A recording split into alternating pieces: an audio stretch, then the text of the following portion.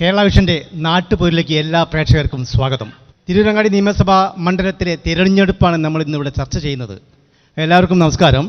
നമ്മൾക്കറിയാം, ഇവിടെ ഇത് UDFൻ്റെ ഒരു മണ്ഡലമായിട്ടാണ് അറിയപ്പെടുന്നത്. കുറേ വർഷങ്ങളായിട്ട് തന്നെ ഇത് രൂപപ്പെട്ട കാലം മുതൽ തന്നെ UDFൻ്റെ മണ്ഡലമാണ്. അപ്പോൾ എന്താണ് ഇപ്പോഴത്തെ ഇവിടുത്തെ രാഷ്ട്രീയ സാഹചര്യം എന്താണ്, നമ്മുടെ സംസ്ഥാനത്തിൻ്റെ ഭരണത്തിനെ സംബന്ധിച്ച വിലയിരുത്തൽ എന്തൊക്കെയാണ്, കേന്ദ്ര ഭരണം എല്ലാം നമ്മളിതിൽ ഈ സമയത്ത് ഇതിൽ എല്ലാ വോട്ടേഴ്സിൻ്റെ മനസ്സിലൂടെ കടന്നു പോകും. അപ്പോൾ എന്തൊക്കെയാണ് നമുക്ക് ഇവിടുത്തെ തിരഞ്ഞെടുപ്പുമായി ബന്ധപ്പെട്ടുകൊണ്ട് വളരെ മൂർധന്യത്തിലെത്തിയിരിക്കുകയാണ്. പ്രചാരണങ്ങളൊക്കെ ഏകദേശം അവസാന ലാപ്പിലെത്തിയിരിക്കുകയാണ്. ഈ സമയത്ത് എന്താണ് ഈ മണ്ഡലത്തിലെ ഒരു ജനങ്ങളുടെ ഒരു പൾസ് എന്താണ് അത് നമുക്ക് പരിശോധിക്കാം. ഞാൻ ആദ്യം ഒരു കാര്യം ചോദിക്കുകയാണ്. ഒരു LDFൻ്റെ പ്രതിനിധി ഇവിടെ അറിയാനുള്ള ഒരു പ്രതിനിധിയായിട്ട് ഇവിടെ വന്നിട്ടുള്ള ഒരു മെമ്പറായിട്ട് ആരെങ്കിലും ഉണ്ടോ? നിങ്ങൾക്ക് എന്താണ് സത്യം, ഞാൻ ഒരു ചോദ്യം ചോദിക്കുകയാണ്. ഇനി ഈ തുടർ ഭരണം ഉണ്ടാവുമോ? തീർച്ചയായിട്ടും ഉണ്ടാവും. ഭരണം എങ്ങനെയാണ് ഇതുവരെയുള്ള സംസ്ഥാനത്തിൻ്റെ ഭരണം? ഏറ്റവും മികച്ച ഭരണം. UDFൻ്റെ പ്രതിനിധിക്ക് എന്താണ് ഈ ഭരണത്തെ സംബന്ധിച്ച് എന്താ? UDFൻ്റെ പ്രതിനിധിക്ക് പറയൂ എന്താണ് ഈ ഭരണത്തെ സംബന്ധിച്ച് എന്താ പറയാം? അത് പറയേണ്ട ആവശ്യമില്ല. ആൾക്കാർ അനുഭവിക്കല്ലേ, ദുരിതം അനുഭവിക്കല്ലേ, ഈ ഭരണത്തിന്റെ എല്ലാ തരത്തിലുള്ള ദുരിതങ്ങൾ അനുഭവിച്ചു കൊണ്ടിരിക്കല്ലേ. കാലങ്ങളായി കേരളം രൂപപ്പെട്ടതല്ലേ ഈ LDFും UDFും മാറി ഭരിക്കുക, ഇവർ കട്ടുമുടിക്കുകയാണ് ഇവിടെ ചെയ്യുന്നത്. ഓക്കെ, ഇപ്പോൾ കേട്ടല്ലോ നിങ്ങൾ ഈ ഭരണത്തെ സംബന്ധിച്ചുള്ള വിവരങ്ങളൊക്കെ നിങ്ങൾ കേട്ടിട്ടുണ്ട്. ഇവിടെ ഇപ്പം നിലവിലുള്ള MLA ആയിട്ട് ഇപ്പോൾ നിലവിൽ UDF ആണ് ഭരിക്കുന്നത്. എന്താണ് നിങ്ങളുടെ ഈ തെരഞ്ഞെടുപ്പ് വരുമ്പോൾ ജനങ്ങളുടെ ഇടയിലേക്ക് പോയിട്ട് എന്താണ് നിങ്ങൾ അവരുടെ ഇടയിൽ മുമ്പിൽ വെക്കാനുള്ളത്? തിരൂരങ്ങാടി മണ്ഡലത്തിൽ കഴിഞ്ഞ 5 വർഷക്കാലമായി KPM മജീദ് സാഹിബ് MLA ഏകദേശം 666 കോടി രൂപയുടെ വികസന പ്രവർത്തനങ്ങൾ നടത്തിയിട്ടുണ്ട്. വിവിധ മേഖലകളിൽ അദ്ദേഹത്തിൻ്റെതായ കയ്യൊപ്പുകൾ ചാർത്തിക്കൊണ്ടാണ് ഞങ്ങൾ ഈ ഇലക്ഷനെ നേരിടാൻ പോകുന്നത്. പക്ഷേ പരപ്പനങ്ങാടിയെയും അതേപോലെ തിരൂരങ്ങാടിയെ സംബന്ധിച്ചിടത്തോളം കഴിഞ്ഞ 10 വർഷക്കാലമായി സംസ്ഥാന ഗവൺമെൻറ്റിൻ്റെ അല്ലെങ്കിൽ സംസ്ഥാന സർക്കാരിൻ്റെതായ ഒരു വലിയ അല്ലെങ്കിൽ മെഗാ പ്രൊജക്റ്റുകൾ നൽകാനോ ഇവർ തയ്യാറായിട്ടില്ല. മാത്രമല്ല, കഴിഞ്ഞ 5 വർഷം മുമ്പ് PK അബ്ദുറബ്ബ് സാഹിബ് വിദ്യാഭ്യാസ മന്ത്രിയാവുന്ന സമയത്ത് തിരൂരങ്ങാടി മണ്ഡലത്തിൽ അനുവദിച്ച, പ്രത്യേകിച്ച് പരപ്പനങ്ങാടിയിൽ അനുവദിച്ച 3-4 മെഗാ പ്രൊജക്റ്റുകൾ ഉണ്ടായിരുന്നു. പ്രത്യേകിച്ച് ഇവിടുത്തെ വിദ്യാർത്ഥികളുടെ ഭാവിയെ അവരുടെ ഉന്നത പഠനത്തിന് വേണ്ടി ഏറ്റവും ഫലപ്രദമായ ഒരു സംവിധാനമായിരുന്നു LBS കോളേജ്. അബ്ദുറബ്ബ് സാഹിബ് വിദ്യാഭ്യാസ മന്ത്രിയായിരുന്ന സമയത്താണ് അതിവിടെ അനുവദിക്കുന്നത്. ആ സമയത്ത് ഏകദേശം 35 ഏക്കറോളം ഭൂമി ഏറ്റെടുക്കാൻ തീരുമാനിക്കുകയും അതിലെ നടപടിക്രമങ്ങൾ പൂർത്തീകരിക്കുകയും ചെയ്തിട്ടുണ്ട്. ബഹുമാന്യനായ ഉമ്മൻചാണ്ടി സാർ അത് താൽക്കാലികമായ കെട്ടിടത്തിൽ ഇതിൻ്റെ കോഴ്സ് ഉദ്ഘാടനം ചെയ്തു. പിന്നീട് സർക്കാർ മാറി. ഈ കഴിഞ്ഞ 10 വർഷക്കാലമായി ഈ LBS കോളേജിന് വേണ്ടിയിട്ടുള്ള ഒരു കാര്യവും ചെയ്യാൻ ഇവർക്ക് കഴിഞ്ഞിട്ടില്ല. ഈ ഭൂമി ഏറ്റെടുക്കുന്ന കാര്യങ്ങൾക്ക് ബജറ്റിൽ ഒരു രൂപ പോലും നീക്കി വെക്കാനോ അതിൻ്റെ നടപടികൾ സ്വീകരിക്കാനോ സാധിക്കാത്ത ഒരു നിലയിലേക്കാണ് പോകുന്നത്. ഓക്കെ, മറ്റൊന്ന് പിന്നീട് നമുക്ക് ഓരോ വിഷയമായിട്ട് ചർച്ച ചെയ്യാം. എന്താണ് നിങ്ങൾ LDFന് എന്താ പറയാനുള്ളത്? ഇടതുപക്ഷ ജനാധിപത്യ മുന്നണി തിരൂരങ്ങാടി പോലെയുള്ള ഒരു മണ്ഡലത്തിൽ ഇത്തരമൊരു ചർച്ച വന്നത് തന്നെ വളരെ പോസിറ്റീവായി കാണുകയാണ്. വളരെ അഭിമാനത്തോടു കൂടിയാണ് ഞങ്ങൾ ഈ ചർച്ചയിൽ പങ്കെടുക്കുന്നത്.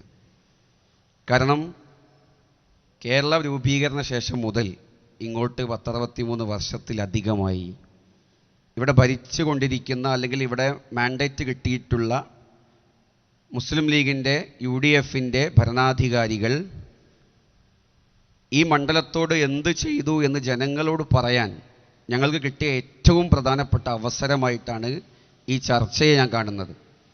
നിശ്ചയമായും ആളുകൾ പുതിയ കാലത്ത് ചോദ്യം ചെയ്യലുകൾ ആരംഭിച്ച കാലമാണ്. അടിമത്തത്തിൻ്റെ കാലത്തിൽ ഏകദേശമൊക്കെ അവസാനിച്ചിട്ടുണ്ട്. പുതിയ തലമുറ എനർജറ്റിക്കാണ്.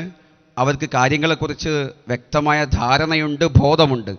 നിശ്ചയമായും ഇത്രയധികം വർഷങ്ങളായി ഒരു മണ്ഡലത്തെ കൈകാര്യം ചെയ്യുന്ന ഒരേ വിഭാഗം ആളുകൾ അവരുടെ മാനസികമായ പിന്തുണ എന്നതിനപ്പുറത്തേക്ക് കാണാനുള്ള, കാഴ്ചയുള്ള, അല്ലെങ്കിൽ അനുഭവയോഗ്യമായ ഏതെങ്കിലും ഒരു പദ്ധതിയെക്കുറിച്ച്, പ്രൊജക്റ്റിനെക്കുറിച്ച് കൃത്യമായി നമ്മൾ ഈ ചർച്ചയിൽ ചോദിക്കുകയും ഉത്തരം നൽകേണ്ടി വരികയും നിങ്ങളത് കേൾക്കുകയും ചെയ്യേണ്ടി വരും എന്നതാണ് വളരെ സ്നേഹത്തോടെ സന്തോഷത്തോടെ ഈ ഒരു ചർച്ച സംഘടിപ്പിച്ച നിങ്ങളോട് NDA പറയാം. പ്രതിനിധിക്ക് എന്താണ് പറയാനുള്ളത്?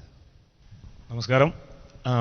മുമ്പ് സഖാവ് പറഞ്ഞ പോലെ തന്നെ ഒരു ചർച്ചയ്ക്ക് തിരുരങ്ങാടി പോലുള്ളൊരു മണ്ഡലം ഒരു രാഷ്ട്രീയ ചർച്ച സംഘടിപ്പിച്ചു എന്നുള്ളത് തന്നെ ആദ്യമേ ഈ തിരുരങ്ങാടിയുടെ മാറ്റം അവിടെ തുടങ്ങുന്നു എന്നുള്ളതാണ്. തിരുരങ്ങാടിയുടെ ചരിത്രം എടുത്തു നോക്കിക്കഴിഞ്ഞാൽ ഈ ചരിത്രത്തിൽ ഇടതിനാണെങ്കിലും വലതിനാണെങ്കിലും സംസ്ഥാന ഭരണം വെച്ചാണെങ്കിലും MLA അവകാശം വെച്ചിട്ടാണെങ്കിലും മാറി മാറി ഭരിച്ചവർക്ക് എന്ത് വികസനമാണ് തിരുരങ്ങാടി നിയോജക മണ്ഡലത്തിൽ കാണിക്കാനുള്ളത്? എന്നാൽ ഇത് തിരിച്ച് NDA ഇന്നും ഞങ്ങൾ മത്സരിക്കുന്നത് വികസനത്തിന് വോട്ട് ചോദിച്ചിട്ടാണ്. അത് ഞങ്ങൾക്ക് വളരെ അഭിമാനപുരസരം ഞങ്ങൾക്ക് പറയാൻ പറ്റും, കണ്ണ് തുറന്ന് കാണാൻ പറ്റും. ഇടതുപക്ഷ സർക്കാർ ഇപ്പോൾ വികസനം പറയുന്നുണ്ട്, കോടിക്കണക്കിന് രൂപയുടെ ഹോൾഡിങ്സ് വെച്ചിട്ട്. ഞങ്ങളെ സംബന്ധിച്ചിടത്തോളം, ഞാൻ തിരൂരങ്ങാടി മണ്ഡലത്തിനെ മാത്രം വെച്ച് പറയുന്നു, ഞാൻ മറ്റെങ്ങോട്ടും പോകുന്നില്ല. തിരൂരങ്ങാടി മണ്ഡലത്തിനെ സംബന്ധിച്ചിടത്തോളം ഒരു ബാനറോ ഒരു ഹോൾഡിങ്ങോ ഞങ്ങൾ ഇത് ചെയ്തു എന്ന് പറഞ്ഞ് വെക്കേണ്ട സാഹചര്യമില്ല. കണ്ണ് തുറന്ന് നോക്കിക്കഴിഞ്ഞാൽ, വീട്ടിൻ്റെ ഉമ്മറത്ത് ഇറങ്ങിക്കഴിഞ്ഞാൽ കുടിവെള്ളം മുതൽ അടിസ്ഥാന സൗകര്യങ്ങളിലെല്ലാം കേന്ദ്ര സർക്കാരിൻ്റെ വികസനം നേരിട്ട് അനുഭവിക്കാനുള്ളൊരു ഭാഗ്യം ഈ കാലഘട്ടത്തിലുള്ള ജനങ്ങൾക്ക് കിട്ടി എന്നുള്ളതാണ് ഏറ്റവും വലിയ കാര്യം. ഓക്കെ, നമ്മൾ ഈ തിരുരങ്ങാടി നിയമസഭാ തെരഞ്ഞെടുപ്പിൻ്റെ ചർച്ചയിൽ പങ്കെടുത്ത് നമ്മളോട് സംസാരിക്കുന്നത് UDFൻ്റെ പ്രതിനിധി ഷാഹുൽ ഹമീദ്, സ്വാഗതം ചെയ്യുന്നു. LDFൻ്റെ പ്രതിനിധി ചെമ്പൻ ഷഫീഖ്, സ്വാഗതം. NDAയുടെ പ്രതിനിധി ശ്രീരാഗ്, സ്വാഗതം. കൂടെ അതായത് ഇവിടെ എത്തിയിട്ടുള്ള നമ്മൾ പ്രബുദ്ധരായ വോട്ടേഴ്സ് ഉണ്ട്, നമ്മളെ ഇതൊക്കെ വീക്ഷിക്കുന്ന നിങ്ങളെല്ലാവരെയും ഒപ്പം ഞങ്ങളെ പ്രേക്ഷകരെയും ഈ പരിപാടിയിലേക്ക് സ്വാഗതം ചെയ്യുകയാണ്. നമ്മളിപ്പോൾ അവിടെ സംസാരിച്ചതിൽ വികസനമാണ് നമ്മൾ ഏറ്റവും എല്ലാവരും എടുത്തു പറയുന്ന കാര്യം. LDF വികസനം നടത്തിയെന്ന് പറയുന്നു, UDF ഒന്നും ഇവിടെ കാണുന്നില്ല, ഹോൾഡിങ്ങിൻ്റെ ഒന്നും ആവശ്യമില്ല, അങ്ങനെയുള്ള ഒരു കാര്യമാണ് പറയുന്നത് LDF.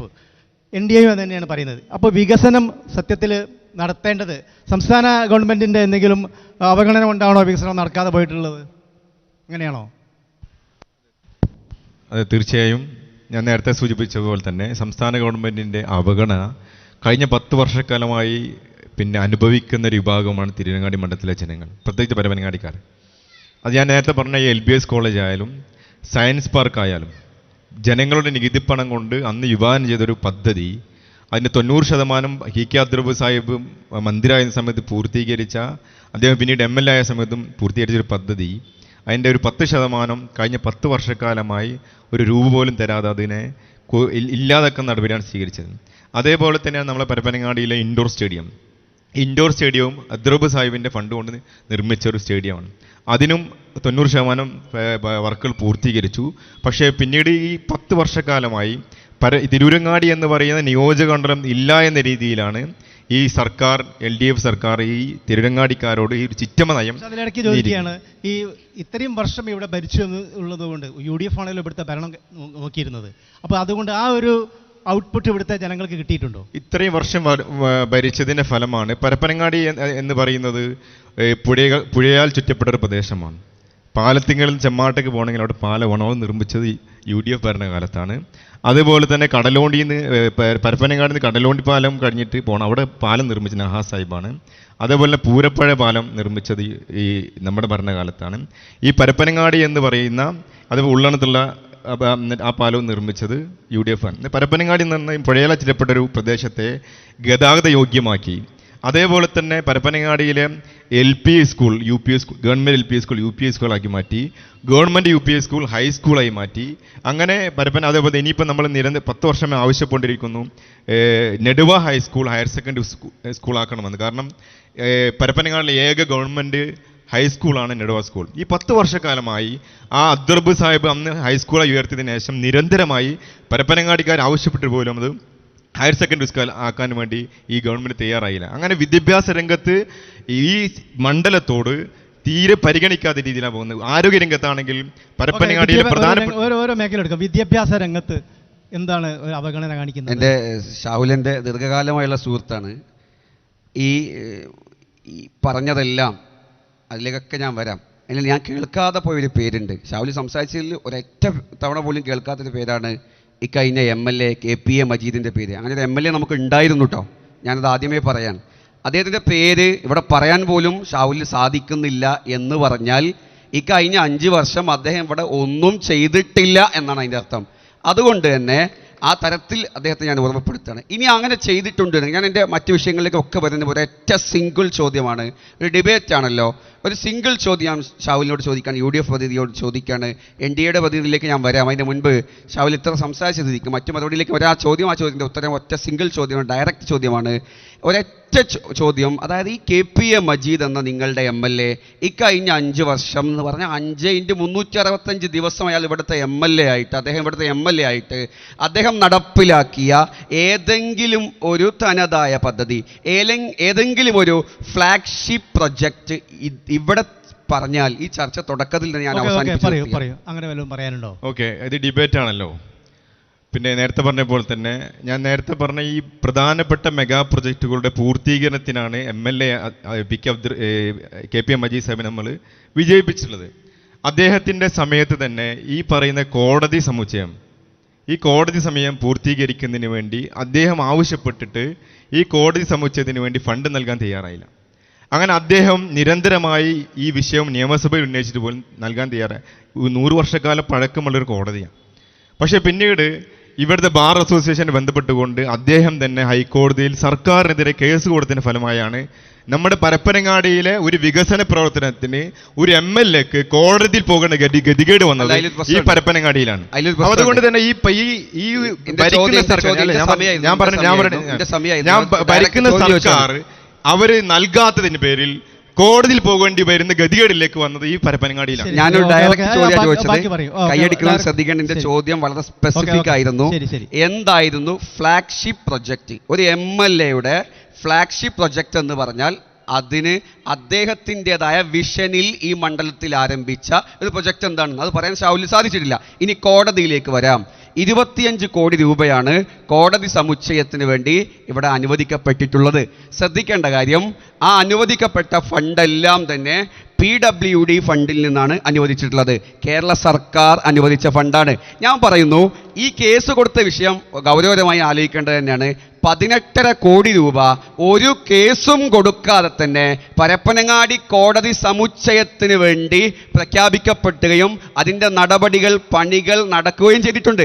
ഇപ്പോൾ ഈ കേസ് കൊടുത്ത വിഷയം നടക്കുന്നത് എപ്പോഴാന്ന് വെച്ചാൽ, മലപ്പുറത്ത് 3 കോടതികൾക്ക് ശേഷമുള്ള കോടതി പ്രവർത്തനങ്ങൾക്ക് വേണ്ടിയുള്ള 6 കോടിയോളം രൂപ അനുവദിക്കാൻ ഈ KPA മജീദാണ് കാരണക്കാരൻ എന്ന പേരിലാണ് ഞാൻ കേസ് കൊടുത്തത് കൊണ്ടാണ് പരപ്പനങ്ങാടി കോടതിക്ക് 6 കോടി കിട്ടിയത് എന്ന് പറയാണ്. അങ്ങനെ കേസ് കൊടുത്ത് കിട്ടിയതാണെങ്കിൽ പരപ്പനങ്ങാടി മാത്രമല്ലേ കിട്ടുള്ളൂ. മലപ്പുറം ജില്ലയിലെ 3 സ്ഥലത്തെ കോടതിക്ക് ഇതുപോലെ 2ാം ഘട്ട ഫണ്ട് അനുവദിക്കപ്പെട്ടിട്ടുണ്ട്. അവിടെയൊക്കെ KPA മജീദ് കേസ് കൊടുത്തതുകൊണ്ടാണോ? അല്ല. ഇപ്പോൾ ഞാൻ എൻ്റെ ചോദ്യം ആവർത്തിക്കുന്നു. ഈ 5 വർഷത്തിനിടയിൽ KPA മജീദ് നടപ്പിലാക്കിയ ഫ്ലാഗ്ഷിപ്പ് പദ്ധതി, ഒരു പ്രൊജക്റ്റ്, ഒരു MLA എന്ന നിലയ്ക്ക് 5 വർഷം 5×365 ദിവസം ഇവിടുത്തെ MLA ആയി, ഇവിടുത്തെ ശമ്പളം പറ്റി, ഇവിടുത്തെ അലവൻസ് വാങ്ങിയ ഒരു MLA ചെയ്ത പദ്ധതി മുന്നോട്ട് വെക്കാൻ തയ്യാറാണ്. അത് ചോദ്യമാണ്, കൃത്യമായ ഡയറക്റ്റ് ചോദ്യമാണ്. ഓക്കെ, അല്ല, നമ്മൾ ഒരേ വിഷയത്തിൽ തന്നെ കൂടി പോകണ്ട. ഉത്തരം കിട്ടണം, അതിന് ഉത്തരം കിട്ടേണ്ടതുണ്ട്. ഞാൻ നേരത്തെ പറഞ്ഞ പോലെ തന്നെ പരപ്പനങ്ങാടിയുടെ വികസനത്തെ ഏറ്റവും പ്രധാനപ്പെട്ട 3 പ്രൊജക്റ്റുകൾക്ക് പോലും ഫണ്ട് തരാത്തൊരു സർക്കാർ പിന്നെ എങ്ങനെയാണ് ഒരു പുതിയ പ്രൊജക്റ്റിന് ഫണ്ട് തരാന്നുള്ളത് ഒരു യുക്തി കൊണ്ട് ചിന്തിക്കേണ്ട കാര്യമാണ്. കാരണം 3 പ്രധാന science park, LBS college, indoor stadium, അതേപോലെ തന്നെ പരപ്പനങ്ങാടിയിലെ ഭിന്നശേഷി കുട്ടികളെ പഠിപ്പിക്കുന്ന കേരളത്തിലെ 3ാമത്തെ സ്ഥാപനമായ DED സെന്ററിന് വേണ്ടി ഭൂമി ഏറ്റെടുക്കുന്ന കാര്യത്തിൽ പോലും നമ്മൾ നിരന്തരമായി, ഞാൻ ചെയർമാനൊക്കെ സമയത്ത് ഈ പറയുന്ന റവന്യൂ മന്ത്രി അടക്കം നിരന്തരമായി കണ്ടിട്ട് പോലും ആ ഭൂമിൻ്റെ കാര്യത്തിൽ തീരുമാനമെടുക്കാൻ ഇവരെ കൊണ്ട് സാധിച്ചില്ല. അവസാനം വീണ്ടും നമ്മൾ നിരന്തരമായി പറഞ്ഞിട്ട് അവസാനം കളക്ടറെടുത്ത് പോയതിൻ്റെ ശേഷം കളക്ടർ ഒരു പ്രത്യേക ഉത്തരവിലൂടെ തൽക്കാലം ഇത് നിർമ്മിക്കുന്നതിന് വേണ്ടി അനുമതി നൽകിക്കൊണ്ട് ഉത്തരവ് നൽകിയത്. അതിനുശേഷം ഈ ബിൽഡിംഗ് എടുക്കാൻ ഈ DED സെന്ററിന് വേണ്ടിയിട്ടുള്ള ഏകദേശം പാലത്തിങ്കൽ പ്രദേശത്തെ 70ഓളം സെന്റ് സ്ഥലത്ത് അതിൽ 40 സെന്റ് ഭൂമിയിൽ DED സെന്ററിന് വേണ്ടി ഭിന്നശേഷി കുട്ടികളെ പഠിപ്പിക്കുന്നതിന് വേണ്ടിയിട്ടുള്ള ഒരു വലിയൊരു സമുച്ചയം നിർമ്മിക്കാൻ വേണ്ടി അന്ന് പ്രിയപ്പെട്ട PK അബ്ദുൾ റബ്ബ് സാഹിബ് ഫണ്ട് ബജറ്റിൽ നീക്കിവെച്ച ഫണ്ട് ഈ LDF സർക്കാർ അത് ഒഴിവാക്കുകയും അതിന്റെ ഫലമായി അവിടെ ബിൽഡിംഗ് എടുക്കാൻ സാധിക്കാത്ത രീതിയിലേക്ക് മാറിയിട്ടുള്ളത് കാര്യം നിങ്ങൾ അറിയിക്കുകയാണ്. ഓക്കെ, തിരൂരങ്ങാടി മണ്ഡലത്തിൽ നമ്മൾ പ്രധാന വിഷയമായിട്ട് ഉന്നയിക്കുന്നത് പല സമയങ്ങളിലുള്ളത് കുടിവെള്ള പ്രശ്നമാണ്. കുടിവെള്ള പ്രശ്നത്തിന്റെ പരിഹാരം ഇവിടെ ഈ മണ്ഡലത്തിൽ വേണ്ട രീതിയിൽ പരിഹരിക്കപ്പെട്ടിട്ടുണ്ടോ? തിരുരങ്ങാടി നിയോജക മണ്ഡലത്തിന്റെ കിഴക്കൻ മേഖലകൾ കുടിവെള്ള ക്ഷാമം രൂക്ഷമായി നേരിടുന്ന എടരിക്കോട്, പെരുമണ്ണ, നന്നമ്പ്ര, തെന്നല തുടങ്ങിയ മേഖലകളിലൊക്കെ വളരെ രൂക്ഷമായിട്ട് കുടിവെള്ളക്ഷാമം നേരിടുന്നുണ്ട്. ഇതിന് ഫലവത്തായിട്ട് കേന്ദ്രം ഇംപ്ലിമെൻ്റ് ചെയ്യുന്ന ജൽജീവൻ പദ്ധതി, അതുപോലെ തന്നെ നഗരസഞ്ചയം പദ്ധതി, ഇതിലൊക്കെ കുടിവെള്ളത്തിന് ജൽജീവൻ പദ്ധതി മാത്രം ക്രിയാത്മകമായി നടപ്പിലാക്കി കഴിഞ്ഞാൽ ഓരോ വീട്ടിലും കുടിവെള്ളം നൽകാൻ പറ്റുന്ന സാഹചര്യം നിലനിൽക്കെ MLA ആവട്ടെ സംസ്ഥാന ഗവൺമെൻറ് ആവട്ടെ, ഞങ്ങളെ സംബന്ധിച്ചിടത്തോളം രണ്ടല്ല ഒന്നാണ്. ആദ്യം മുതലേ ഞങ്ങൾ പറഞ്ഞ കാര്യമാണ് രണ്ടല്ല അത് ഒന്നാണെന്നുള്ളത്. ഇവർ രണ്ടുപേരും കൂടെ നൽകിയ ആനുകൂല്യങ്ങൾ വെച്ച് സംസ്ഥാനമോ മുനിസിപ്പാലിറ്റിയോ തദ്ദേശ സ്വയംഭരണ വകുപ്പോ ക്രിയാത്മകമായ ഇടപെടലുകൾ ഉണ്ടായിരുന്നുവെങ്കിൽ ഏറ്റവും മിനിമം ഒരു പൗരന്റെ പ്രാഥമിക ഉത്തരവാദിത്വം അല്ല ആവശ്യം എന്നുള്ള നിലയിൽ കുടിവെള്ളം എന്നുള്ള ആ ഒരു പ്രശ്നത്തിനെങ്കിലും പരിഹാരമാവുമായിരുന്നു. അതിനെ സംബന്ധിച്ചെന്താണ് നിങ്ങളുടെ മറുപടി? ജലജീവൻ പദ്ധതിയുടെ പ്രത്യേകത, ഇപ്പം ഞങ്ങളിവിടെ പരപ്പനങ്ങാടിയിൽ ജലജീവൻ പദ്ധതി അല്ല, പഞ്ചായത്തുകളിലാണ് ജലജീവൻ പദ്ധതി ഉള്ളത്. ഈ ജലജീവൻ പദ്ധതിയുടെ പ്രത്യേകത അതിൽ പിന്നെ കേന്ദ്ര സർക്കാർ നമ്മളെ തിരൂരങ്ങാടി മണ്ഡലത്തെ സംബന്ധിച്ചാണ്. അതെ അതെ, കേന്ദ്ര സർക്കാർ ഇപ്പോൾ എവിടെയും ആ പദ്ധതി നിലച്ചിരിക്കുകയാണ്. കാരണം ഇതിന് കരാറെടുത്ത നിലയ്ക്കാന്ന് പറഞ്ഞു കഴിഞ്ഞാൽ കേരളത്തിൽ മുഴുവൻ ജലജീവൻ പദ്ധതി എവിടെയൊക്കെ നടപ്പിലാക്കിയോ ആ പ്രദേശത്ത്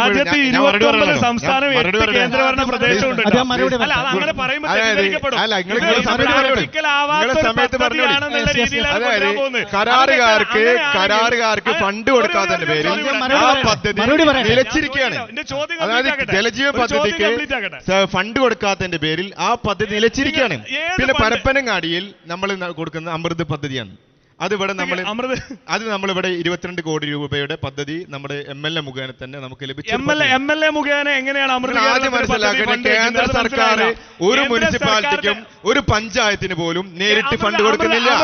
അങ്ങനെ പ്രാഥമികമായ അറിവ് ആദ്യം മനസ്സിലാക്കാം. എല്ലാ ഫണ്ടുകളും വരുന്നത് സ്റ്റേറ്റ് ഗവൺമെന്റ് മുഖേന അത് ഓരോരോ മുനിസിപ്പാലിറ്റികളും പഞ്ചായത്തുകൾക്കും അനുവദിക്കപ്പെട്ട ഷെയറുകൾ നൽകുകയാണ്. അല്ല കേന്ദ്ര സർക്കാർ ഒരു പഞ്ചായത്തിനും ഒരു നഗരസഭയും നേരിട്ട് ഫണ്ട് കൊടുക്കുന്നില്ല. കുടിവെള്ള പ്രശ്നം കാതലായ പ്രശ്നമാണ്. വളരെ അഡ്രസ് ചെയ്യേണ്ട ഒരു പ്രശ്നമാണ്. മനുഷ്യന്മാർക്ക് കുടിക്കാൻ വെള്ളമില്ല എന്നത് അത് കിട്ടാതിരിക്കുന്നവർ അനുഭവിക്കുന്ന പ്രയാസം ഏറെ വലുതാണ്. പക്ഷെ ഞാൻ നേരത്തെ ചോദിച്ച ചോദ്യം അവിടെ ബാക്കി കിടക്കുകയാണ്. ഞാൻ അതിലേക്ക് വീണ്ടും പോവല്ല. പക്ഷേ ഒന്നുകിൽ സമ്മതിക്കണം, ഒരു പദ്ധതി പോലും പറയാനില്ല എന്നെങ്കിലും സമ്മതിക്കാനുള്ള ഒരു രാഷ്ട്രീയ ധാർമ്മികത കാണിക്കണം എന്നാണ് ആ വിഷയത്തിൽ പറയാനുള്ളത്. വളരെ കഷ്ടമാണ് കാര്യം എന്ന് പറയാം. കുടിവെള്ള പദ്ധതി 2 പ്രശ്നങ്ങളാണ് നമ്മുടെ നാട്ടിലുള്ളത്. ഒരു പ്രദേശത്ത് ഈ വേനൽക്കാലത്ത് തീരെ കുടിവെള്ളം കിട്ടുന്നില്ല. മഴക്കാലത്താകട്ടെ വലിയ തോതിൽ പ്രളയം കൊണ്ട് നമ്മൾ കഷ്ടപ്പെടുന്നു. കുടിവെള്ളം മാത്രമല്ല, വെള്ളം തോനെ കുടിക്കാനുള്ള സമയം ഉണ്ടാവുന്നുണ്ട് മഴക്കാലത്ത്. അത് നല്ല വെള്ളമല്ല, കുടിക്കാൻ കഴിയില്ല, ആൾക്കാർ കുടിച്ച് പോവാണ് മുങ്ങിയിട്ടേ. ആ പ്രശ്നം പരിഹരിക്കാൻ ഈ നാടിനെ ഒരു ദ്വീപാക്കി മാറ്റി. അപ്പോൾ ഉള്ളണം പ്രദേശത്താണ് ഞാൻ വരുന്നത്. ഞങ്ങളുടെ നാടൊക്കെ ഒരു ദ്വീപ് പോലെയാണ്. ചുറ്റും വെള്ളം കൊണ്ട് നിറയാണ്. പക്ഷെ ആ വെള്ളം കുടിവെള്ളമല്ല കേട്ടോ. ആ വെള്ളം കടന്ന് ഞങ്ങൾക്ക് ഇത്തരം സാഹചര്യങ്ങൾ അതിജീവിക്കാൻ സാധിക്കുന്നില്ല. ഇടയ്ക്ക് ഈ വെള്ളപ്പൊക്കം ഉണ്ടാകുന്ന സമയത്ത്, വെള്ളം കയറുന്ന സമയത്ത് 4 ഉദ്യോഗസ്ഥർ വരും, MLA വരും, ഒന്നിങ്ങനെ മീറ്റർ വെച്ച് ഇങ്ങനെ അളന്ന് നോക്കുക. 117 സെൻറ്റിമീറ്റർ, 1.5 മീറ്റർ, 4 മീറ്റർ. ഇത് കാണുന്ന സാധുക്കൾ വിചാരിക്കും ഇതപ്പം വരും, ഇവിടെ വലിയൊരു ഉയർന്ന ബ്രിഡ്ജ് പോലെ പുറത്തേക്ക് പോകാനുള്ള സംവിധാനം വരുന്നത്. ഒന്നും വരില്ല. ഇതെല്ലാ കൊല്ലം നടക്കുന്ന പരിപാടിയാണ്. കുടിവെള്ള പദ്ധതിയിൽ കഴിഞ്ഞ മുനിസിപ്പൽ തെരഞ്ഞെടുപ്പിൽ മുനിസിപ്പൽ ഭരണസമിതി പറഞ്ഞ വലിയ വർത്താനുണ്ട്. കുടിവെള്ളം ഞങ്ങൾ ലോറിയിൽ വിതരണം ചെയ്തു. 63 കൊല്ലമായിട്ട് ലോറിയിൽ കുടിവെള്ളം കൊടുക്കാനല്ല പൊന്നാര സുഹൃത്തുക്കളെ ഞങ്ങൾ ജയിപ്പിക്കുന്നത്. ഈ നാട്ടിൽ ശാശ്വതമായ ഒരു പരിഹാരം വേണം. നിങ്ങൾ കേന്ദ്രം തരുന്നില്ല എന്നും മറ്റൊരു തരുന്നില്ല എന്നല്ല പറയും. ഈ സംവിധാനത്തെ കുടിവെള്ള പദ്ധതി അതിലേക്ക് ഞാൻ വരാം. രണ്ടാമത് അമൃത് പദ്ധതിയിൽ 22 കോടി രൂപയുടെ കുടിവെള്ള പദ്ധതിയുടെ നിർമ്മാണം ആരംഭിച്ചു. ഏകദേശം 6 മാസം അവിടെ നിർമ്മാണം പൂർത്തീകരിക്കും. മൂന്നാമത് ഈ കടൽ പ്രദേശത്തെ ഉപ്പുവെള്ളത്തിന്റെ പ്രശ്നങ്ങൾ കുടിവെള്ളം പരിഹരിക്കുന്നതിന് വേണ്ടി 15 കോടി രൂപയുടെ തീരദേശ കുടിവെള്ള പദ്ധതി ടെൻഡർ നടപടിയെ അവിടെ വർക്ക് നടക്കാൻ പോകണം. ഒരു വർഷത്തിനകം ഈ ഒരു വർഷത്തിനകം കേരളം രൂപീകരിച്ചിട്ട് 60 വർഷത്തിന് മുകളിലായിട്ട് ഇവിടെ 60 വർഷം നാട്ടിലെ കുടിവെള്ളത്തിന്റെ പ്രശ്നം എപ്പോഴാ? ഇവിടെ സുലഭമായ വെള്ളം ഉണ്ടായിരുന്നു. ഇവിടെ കേരളത്തിലെല്ലാം വെള്ളം ഉണ്ടായിരുന്നു. ഈ വെള്ളത്തിന്റെ പ്രശ്നം വരുന്ന കറണ്ട് ഒരു 10 വർഷം 15 വർഷം എടുക്കാണ്. തിരൂരങ്ങാടി മണ്ഡലം വെള്ളമില്ലാത്ത മണ്ഡലം എന്നുള്ള ഒരു വാദമൊന്നും ഇവിടെ ഒരു കുട്ടിക്കുമില്ല. വെള്ളം സുഭിക്ഷമായിട്ടുള്ള മണ്ഡലമാണ്. തിരൂരങ്ങാടി മണ്ഡലത്തിലെ 2 മുനിസിപ്പാലിറ്റികൾ നിറഞ്ഞൊഴുകുന്ന കടലുണ്ടിപ്പുഴയാണ് ഒരു അതിര്. തീരദേശ ഭാഗം തന്നു കഴിഞ്ഞാൽ കടലോര മേഖല നമ്മുടെ ഒരു മണ്ഡലത്തിന്റെ അതിർത്തിയാണ്. ഈ സാധനത്തിന് എത്ര അമൃത് കേരളം പദ്ധതി എന്ന് പറഞ്ഞു കഴിഞ്ഞാൽ അടിസ്ഥാന സൗകര്യങ്ങൾ വികസിപ്പിക്കാനുള്ളതാണ്. ഒരു മിനിറ്റ് ഒന്ന് കംപ്ലീറ്റ് ആക്കട്ടെ. ഈ സാധനം എന്ന് പറഞ്ഞാൽ 50% ഫണ്ട് നിങ്ങൾ പറഞ്ഞു MLA ഫണ്ട് വെച്ചു. എങ്ങനെ അമൃത് പദ്ധതിക്ക് MLA ഫണ്ട് വയ്ക്കുക? എനിക്ക് അതിന്റെ സാങ്കേതികത മനസ്സിലായില്ല. കംപ്ലീറ്റ് ആക്കട്ടെ.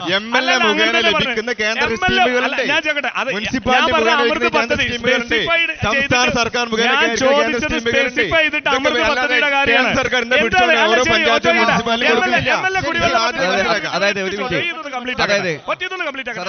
വെള്ളത്തിന് വേണ്ടിയിട്ട് കുടിവെള്ള പദ്ധതിക്ക് ഇവിടുത്തെ MLA സിറ്റിംഗ് MLA ചെലവാക്കി മാറ്റിവെച്ച ഒരു ഫണ്ടിന്റെ പേര് അല്ലെങ്കിൽ തുക എന്ന് പറയും. പറഞ്ഞില്ല MLA വായിച്ചെടുത്തു. മുഖേന ലഭിച്ച ഫണ്ടുകൾ എന്ന്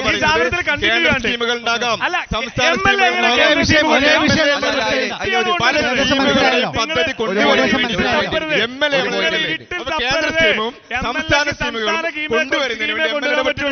അതിന്റെ ഭാഗമാണ് ഒരു വിഷയത്തിന് അതിന്റെ ഭാഗമാണ് അതിലൊരു പോയിന്റ് അതായത് MLA ആകട്ടെ, ഇവിടെ ഭരിക്കുന്ന ഇത് മുൻ MLA-മാരാകട്ടെ, ഈ കുടിവെള്ള പ്രശ്നം തീർക്കുക എന്നത് അവരുടെ ചിന്തയിൽ ഇല്ലാത്തതിന് ഒരു പ്രധാന കാരണങ്ങൾ മനസ്സിലാക്കണം. ആ കാരണമാണ് നമ്മൾ ആലോചിക്കേണ്ടത്. ഓരോ വേനൽക്കാലത്തും മുനിസിപ്പാലിറ്റിയുടെ ഇവിടെ എല്ലാ പഞ്ചായത്തും ഭരിക്കുന്നത് ലീഗാണ്, UDF ആണ്. അവരുടെ വാഹനം വന്ന് ആളുകൾ കൈനീട്ടി കുടവുമായി വെള്ളം പിടിച്ച് ഇവരുടെ മുമ്പിൽ യാചിക്കുക എന്നത് ഇവർക്കൊരു ഹരമായി മാറിയിട്ടുണ്ട്. ആ ഹരത്തിന് വേണ്ടിയിട്ടാണ് ഈ പണി കുടിവെള്ളം വിതരണം ചെയ്തിട്ടില്ല എന്ന് പറയുന്നത് പരപ്പനങ്ങാടിയിൽ ഈ പ്രശ്നത്തിന്റെ ഒരുപാട് അല്ല. കഴിഞ്ഞ വർഷമാണ് ഏറ്റവും കൂടുതൽ മഴ ലഭ്യതയുണ്ടായ വർഷം. കഴിഞ്ഞ വർഷമാണ് ഏറ്റവും കൂടുതൽ മഴ ലഭ്യതയുണ്ടായ വർഷം. നമ്മൾ ശരിയല്ല. 2 വർഷം മുമ്പ് ഇത് ചെയ്തിരുന്നു. ഞാൻ നേരത്തെ സൂചിപ്പിച്ച കേരള സംസ്ഥാന സർക്കാർ തിരുവങ്ങാടി മണ്ഡലത്തിലെ MLAക്ക് ഒന്നും കൊടുക്കുന്നില്ല എന്ന് പറഞ്ഞ ഷാഹുൽ തുടക്കത്തിൽ പറഞ്ഞത് 600-ലധികം കോടിയുടെ വികസനം ചെയ്തു എന്നാണ്. ഈ 600-ലധികം കോടിയുടെ വികസനം പിന്നെ അദ്ദേഹം എവിടെ നിന്ന് എടുത്തിട്ടാണ് ചെയ്തത് എന്ന് അറിഞ്ഞാൽ കൊള്ളാം. ഞാനൊന്ന് ഹോസ്പിറ്റലിൽ വായിക്കാം. വിദ്യാഭ്യാസ മേഖലയിലും അതേപോലെ ഒരേ വിഷയം തന്നെ സംസാരിച്ചു. നമ്മൾ പറയുന്ന നോക്കൂ, അതായത് നമ്മൾ തിരുവരങ്ങാടി മണ്ഡലം എന്ന് പറയുന്നത് ഒരു തീരദേശ പ്രദേശം കൂടിയുണ്ട്. ഒരുപാട് തീരദേശ പ്രദേശമാണ്. അവിടെ ഒരു മത്സ്യത്തൊഴിലാളികൾക്ക് ധാരാളം ജോലി ചെയ്യുന്ന ഒരു സ്ഥലം കൂടിയാണ്. എന്താണ് അവിടെ ആ മത്സ്യത്തൊഴിലാളികൾക്ക് വേണ്ടിയിട്ടുള്ള പ്രവർത്തനങ്ങൾ എങ്ങനെയൊക്കെയാണ് ഈ മണ്ഡലത്തിൽ നടന്നിട്ടുള്ളത്? ഇപ്പോൾ അവിടുത്തെ ഒരു ഏറ്റവും വലിയ പ്രശ്നമായിരുന്നു ഈ കടൽക്ഷോഭ സമയത്ത് അവിടുത്തെ ജീവനും ഭീഷണി, അതേപോലെ തന്നെ ഖബർസ്ഥാനടക്കവും ഒഴുകി പോകുന്ന ഒരു വിഷയം ഉണ്ടായിരുന്നു. പ്രിയപ്പെട്ട MLA KPA മജീദ് സാഹിബിനോട് വിഷയം ഉന്നയിക്കുകയും അദ്ദേഹം ഞാൻ മനസ്സിലാക്കേണ്ടത് ഈ കടൽഭിത്തി നിർമ്മാണത്തിന് ഇറിഗേഷൻ വകുപ്പിൻ്റെ ഫണ്ടാണ് നൽകേണ്ടത്. നിരന്തരമായി ഈ വിഷയത്തിൽ ആവശ്യപ്പെട്ടിട്ട് ഇറിഗേഷൻ വകുപ്പ് ഫണ്ട് തരാൻ തയ്യാറായില്ല. അതിൻ്റെ ഭാഗമായി അദ്ദേഹത്തിന് MLA ഫണ്ട് 5 കോടി രൂപ, ഒരു വർഷം ഒരു MLA കിട്ടേണ്ട 5 കോടി രൂപ ഈ പ്രദേശത്തെ ആളുകളുടെ ജീവനും സ്വത്തിനും സംരക്ഷിച്ചതിന് വേണ്ടി 5 കോടിയുടെ കടൽഭിത്തി നിർമ്മിച്ചു കഴിഞ്ഞു. എൻ്റെ പ്രദേശത്ത്, എൻ്റെ വാർഡിൽ മാത്രം ഖബർസ്ഥാനുണ്ട്, അവിടെ ഈ ലാൻഡ് സെൻ്റർ ഉണ്ട്, അടക്കമുള്ള സ്ഥലങ്ങൾ സംരക്ഷിക്കുന്നതിന് വേണ്ടിയിട്ട് ആ എൻ്റെ പ്രദേശത്ത് മാത്രം 1,16,00,000 രൂപയുടെ കടൽഭിത്തി നിർമ്മാണം പൂർത്തിയായി. ഞാൻ പറയട്ടെ നിങ്ങൾ സബൂറാവും. അപ്പൊ അതേപോലെ തന്നെയാണ് ഈ പറഞ്ഞ തീരദേശ കുടിവെള്ള പ്രശ്നം. ആ തീരദേശ കുടിവെള്ള പ്രശ്നത്തിന് 15 കോടി രൂപയുടെ വർക്ക് അവിടെ ആരംഭിക്കാൻ പറഞ്ഞു. അത് ഡിലേ വരാൻ കാരണം നമ്മൾ ആവശ്യപ്പെട്ട സ്ഥലം എന്ന് പറയുന്നത് ഫിഷറീസ് വകുപ്പിന്റെ ഭൂമിയാണ്. ഈ ഫിഷറീസ് വകുപ്പിന്റെ ഭൂമിക്ക് വേണ്ടി ആവശ്യപ്പെട്ടിട്ട് അതിന് NOC കിട്ടാൻ 2 വർഷം മന്ത്രിയുടെ അടുത്ത് 2 വർഷം മന്ത്രിയുടെ മേശപ്പുറത്ത് ആ സാധനം കിടന്നു. 2 വർഷം നിരന്തരമായി പോയതിന് ശേഷം 2ാമത്തെ വർഷമാണ് ഫണ്ട് പാസ്സായി ടെൻഡറിലേക്ക് കാര്യങ്ങൾ പോയി. ആ സമയത്താണ് ഈ ഭൂമിയുമായി ബന്ധപ്പെട്ട ഈ NOC 2 വർഷം നമ്മൾ പോയത്. ഈ 2 വർഷം പോയിട്ടില്ല എന്നെങ്കിൽ തീരദേശത്തുള്ള ആളുകൾക്ക് ഇപ്പൊ ശുദ്ധീകരിച്ച കുടിവെള്ളം കിട്ടുമായിരുന്നു. അതേപോലെ തീരദേശത്തുള്ള ഈ അവിടുത്തെ ഏക LP സ്കൂളായിരുന്നു പുത്തൻപുറ സ്കൂൾ. ആ സ്കൂളിനെ UP സ്കൂളായി ഉയർത്തി. അതായത് അവിടെ ആ സൗകര്യം. മറുപടി ശരി. ഈ 957 മുതൽ കേരളത്തിൽ തെരഞ്ഞെടുപ്പ് നടക്കുന്നുണ്ട്. തിരുവങ്ങാടിയിലെ 65 വർഷമായിട്ട് ലീഗ് MLA-മാരുണ്ട്. ഈ കഴിഞ്ഞ 2 വർഷമാണ് കോടതി മന്ത്രിയുടെ മേശക്ക് പുറത്ത് ഈ ഫയൽ കിടന്നത്. ബാക്കിയുള്ള 61 വർഷം നിങ്ങൾക്ക് എന്തായിരുന്നു പണീൻ്റെ ഇടയ്ക്ക്? നിങ്ങൾക്ക് എത്ര ഭരണം കിട്ടിയിട്ടുണ്ട്? നിങ്ങൾക്ക് മന്ത്രിമാരുണ്ടായിരുന്നില്ലേ? ഫിഷറീസ് വകുപ്പ് ഉണ്ടായിരുന്നില്ലേ? എന്തെങ്കിലും ചെയ്തിട്ടുണ്ടോ? രണ്ടാമത്തെ പോയിന്റ് വളരെ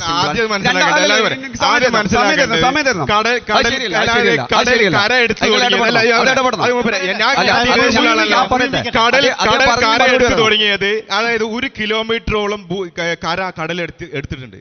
അപ്പൊ ആ സമയത്ത് ഞങ്ങൾക്ക് ഈ പ്രശ്നങ്ങളില്ല. ഞങ്ങൾക്ക് കറണ്ട് ഒരു ഏകദേശം ഒരു 8 വർഷം 7 വർഷം മാത്രമാണ് ഈ വിഷയം, അതായത് ഈ ഹാർബറിന്റെ വർക്ക് തുടങ്ങിയത്. ഷാവിൽ ഭായി, അതായത് ഈ KPA മജീദിന്റെ ശ്രദ്ധയിൽപ്പെടുത്തി എന്നാണ് അങ്ങ് പറഞ്ഞത്. KPA മജീദിന്റെ ശ്രദ്ധയിൽപ്പെടുത്തിയതല്ല. KPA മജീദിന്റെ കടപ്പുറത്ത് വെച്ച് കോസ്റ്റൽ ഏരിയയിൽ വെച്ച് ആളുകൾ വളഞ്ഞിട്ട് കോളർന്ന് പിടിച്ചിട്ട് ഇത് ചെയ്തില്ലെങ്കിൽ ഞങ്ങളുടെ ഉപ്പയുടെ കബറ്, ഞങ്ങളുടെ ഉപ്പയുടെ മീൻസാൻ കല്ല്, ഞങ്ങളുടെ ഉമ്മയുടെ മീൻസാൻ കല്ല് ഒലിച്ചു പോയിട്ടുണ്ട്. ആ ഒലിച്ചു പോയത് നിങ്ങളുടെ കെടുകാര്യസ്ഥത കൊണ്ടാണ്, നിങ്ങളുടെ കെടുകാര്യസ്ഥത കൊണ്ടാണ് എന്ന് പറഞ്ഞ് കോളർന്ന് പിടിച്ചപ്പോ തടഞ്ഞു നിർത്തിയപ്പോഴാണ് KPA മജീദിന്റെ ബോധം വന്നത്. പറഞ്ഞു കഴിഞ്ഞെങ്കിലേ ഞാൻ പറഞ്ഞ ചോദ്യത്തില് വേറൊരു ചോദ്യം, ഒരു UDFന്റെ പ്രതിനിധി പറഞ്ഞു ഞങ്ങൾ തീരദേശത്തുള്ളവരെ ഖബർസ്ഥാൻ ഒലിച്ചു പോകാതിരിക്കാൻ അവിടെ മറവ് ചെയ്ത ആദരിക്കപ്പെടേണ്ടവരാണ്, അവരെ ആദരിപ്പിക്കാൻ മരണാനന്തരം ബോഡികൾ ആദരിക്കലാണ് നമ്മളെ കൾച്ചറിന്റെ ഭാഗം, അതൊക്കെ സംരക്ഷിച്ചു എന്ന് പറഞ്ഞു. നിങ്ങളൊരു തീരദേശത്തെ കഥയാണ് പറയുന്നത്. തിരുരങ്ങാടി നിയോജക മണ്ഡലത്തിലെ സാധാരണക്കാരന് മരണാനന്തര ക്രിയ ചെയ്യാൻ ഒരു പബ്ലിക് ശ്മശാനം എവിടെയെങ്കിലും ഒരു സ്ഥലത്ത് പ്രവർത്തിക്കുന്നു എന്ന് പറഞ്ഞു കഴിഞ്ഞാൽ ഈ ഇടതനും വലതനും ഈ പറയുന്ന പണി ഞാൻ ചെരച്ച് നടക്കും. അപ്പൊ നിങ്ങൾ ചർച്ച നടക്കേണ്ടി വരും. പരപ്പനങ്ങാടി ആവിൽ ബീച്ചില് പൊതു ശ്മശാനമുണ്ട്, അപ്പൊ ചർച്ച നടക്കേണ്ടി വരും.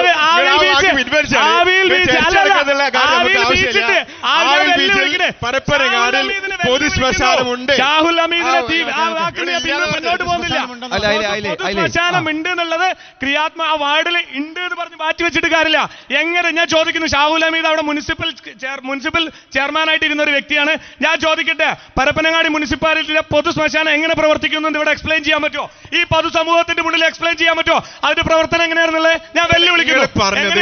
നിങ്ങൾ പറഞ്ഞത് ഞാൻ ചോദിച്ച വാക്കുകളിലല്ല, ഉണ്ടെന്ന് പറഞ്ഞാൽ ഞാൻ ചേർക്കേണ്ട ആവശ്യമൊന്നുമില്ല. പക്ഷെ പരപ്പനങ്ങാടിൽ ഈ പറഞ്ഞ സാധനം ഉപയോഗപ്രദമാണ്, ഇപ്പോഴും അവിടെ ബോഡികൾ നമ്മളെ ഈ കോസ്റ്റൽ ഏരിയയിൽ നിന്നാണല്ലോ പോയത്. അല്ല, കോസ്റ്റൽ ഏരിയയിൽ നിന്നാണല്ലോ പോയത്. അല്ല, ഒരു മിനിറ്റ്, അത് ഞാൻ കംപ്ലീറ്റ് ആക്കട്ടെ. ഈ പറഞ്ഞ ഇടതുപക്ഷത്തിന്റെ പ്രതിനിധി പറഞ്ഞു MLA കുത്തിന് പിടിച്ചതുകൊണ്ട് അവിടുത്തെ ഖബർസ്ഥാൻ റെഡിയായിന്ന്. അപ്പൊ ഇതുകൊണ്ട് എന്താ ഉദ്ദേശിക്കുന്നത്? ഇത് എല്ലാം കൂടെ പറഞ്ഞേ, തീരദേശത്തിന്റെ മൊത്തം കാര്യം പറഞ്ഞേ. അപ്പൊ ഇതിൽ നിന്ന് പറയുന്ന MLA ഇതുപോലെ തന്നെ പ്രതിപക്ഷത്തിരിക്കുന്നവൻ എന്താ പറയുന്നത്? ഇതുപോലെ കയ്യേറ്റം ചെയ്യപ്പെട്ടാൽ മാത്രമേ MLA വികസന നടപടി നടത്തുള്ളൂ എന്ന്. അപ്പൊ ഇതിന്റെ ആവശ്യം പൊതു ശ്മശാനം വേണ്ടവർ മാറിന് പിടിക്കണം എന്നാണോ? അങ്ങനെയാണോ വികസനം തിരുരങ്ങാടി? 100,000 ബസ്സുകളുണ്ട് ഈ ബീച്ച് ഏരിയയിൽ. ഇന്റഗ്രേറ്റഡ് കോസ്റ്റൽ പ്രോഗ്രാം എന്ന രൂപത്തിൽ കേരളത്തിലെ വിവിധ കടൽ തീരങ്ങളിൽ വിവിധങ്ങളായ പദ്ധതികൾ നടപ്പിലാക്കുന്നുണ്ട്. കെട്ടുങ്കൽ മുതൽ ഏകദേശം ആലുങ്ങൽ ബീച്ച് വരെയുള്ള വലിയ വിശാലമായ ഒരു കടൽ തീരം അറബിക്കടലിന് ചേർന്ന് നമ്മുടെ മണ്ഡലത്തിലുണ്ട്. എൻ്റെ ചോദ്യം വളരെ സിമ്പിളാണ്. ഈ മണ്ഡലത്തിലെ ഈ പ്രദേശങ്ങൾ ഉപയോഗപ്പെടുത്തി ഏതെങ്കിലും ഒരു ടൂറിസം കേന്ദ്രമോ അല്ലെങ്കിൽ അവിടുത്തെ കാര്യങ്ങൾ കൈകാര്യം ചെയ്യാൻ ഇവിടെ ഈ മത്സ്യത്തൊഴിലാളികൾക്ക് എല്ലായ്പ്പോഴും മീൻ പിടിക്കാൻ പോകാൻ പറ്റുന്ന സാഹചര്യമല്ല. അത് മനുഷ്യർക്കുള്ള ബോധമാണ്. ആ സമയങ്ങളിൽ അവരുടെ വീട്ടിലെ ബേസിക് നീഡ്സ് ഫുൾഫിൽ ചെയ്യുന്നതിന് വേണ്ടിയുള്ള എന്തെങ്കിലും ആൾട്ടർനേറ്റീവ് പദ്ധതികളോ പല സ്ഥലത്തും നടക്കുന്നുണ്ട്. ഈ തെക്കൻ ജില്ലകളിലേക്കൊക്കെ പോയി നോക്കിയാൽ ധാരാളമായി അത് കാണാൻ സാധിക്കുന്ന ഒരു പദ്ധതി, ഈ പല രൂപത്തിലുള്ള പദ്ധതി ഈ മത്സ്യത്തൊഴിലാളികൾക്ക് അതല്ലാത്ത സമയത്ത് ചെയ്തു കൊടുക്കുന്നുണ്ട്. എൻ്റെ പ്രിയപ്പെട്ട MLA മാർ, ഇവിടുന്ന് ജയിച്ചു പോയവർ ആരെങ്കിലും ഒരു കാര്യം ഇത് ചെയ്തിട്ടുണ്ടോ എന്നതിന് ഒരു അടുത്ത സ്പെസിഫിക് ചോദ്യമാണ്. ഉത്തരം കിട്ടിയാൽ നന്നായി. ഇപ്പോൾ തീരദേശ മേഖലയിലെ വിഷയങ്ങളാണ് ഇവിടെ ഉന്നയിക്കുന്നത്. ഇപ്പോൾ എൻ്റെ പ്രദേശത്ത്, എൻ്റെ നാട്ടിൽ തന്നെ ഒരു ഫിഷറീസ് കോളനി ഉണ്ട്. നഹാസ് സാഹിബിൻ്റെ സമയത്ത് നിർമ്മിക്കപ്പെട്ട കോളനിയാണ്. ഈ കോളനിയുടെ നിലവിൽ താമസിക്കുന്ന പേരിൽ പട്ടയം അനുവദിക്കണമെന്ന് ആവശ്യപ്പെട്ടുകൊണ്ട് 5 വർഷക്കാലമായി ഞാൻ മന്ത്രിയുടെ ഓഫീസിൽ കയറി ഇറങ്ങുന്നുണ്ട്. ഇതുവരെ അത് നടന്നിട്ടില്ല. അതേപോലെ തന്നെ അതായത് പിന്നെ ഈ പറഞ്ഞ നേരത്തെ പോലെ തീരദേശത്തെ ബാധിക്കുന്ന ടൂറിസം പ്രൊജക്റ്റുകൾ ഉണ്ടോ എന്നാണ് ചോദ്യം. തീരദേശത്തിൻ്റെ വിഷയം എന്ന് പറഞ്ഞാൽ പരപ്പനങ്ങാടി തീരദേശത്ത് എല്ലാ ഭൂമികളും സ്വകാര്യ വ്യക്തികളുടെ ഭൂമികളാണ്. ഈ സ്വകാര്യ വ്യക്തികളുടെ ഭൂമിയിൽ ടൂറിസം പദ്ധതി സർക്കാർ അനുവദിക്കണം എന്നുള്ള സാമാന്യമായ ബോധ്യം ഉണ്ടാവണം. മറ്റൊന്ന്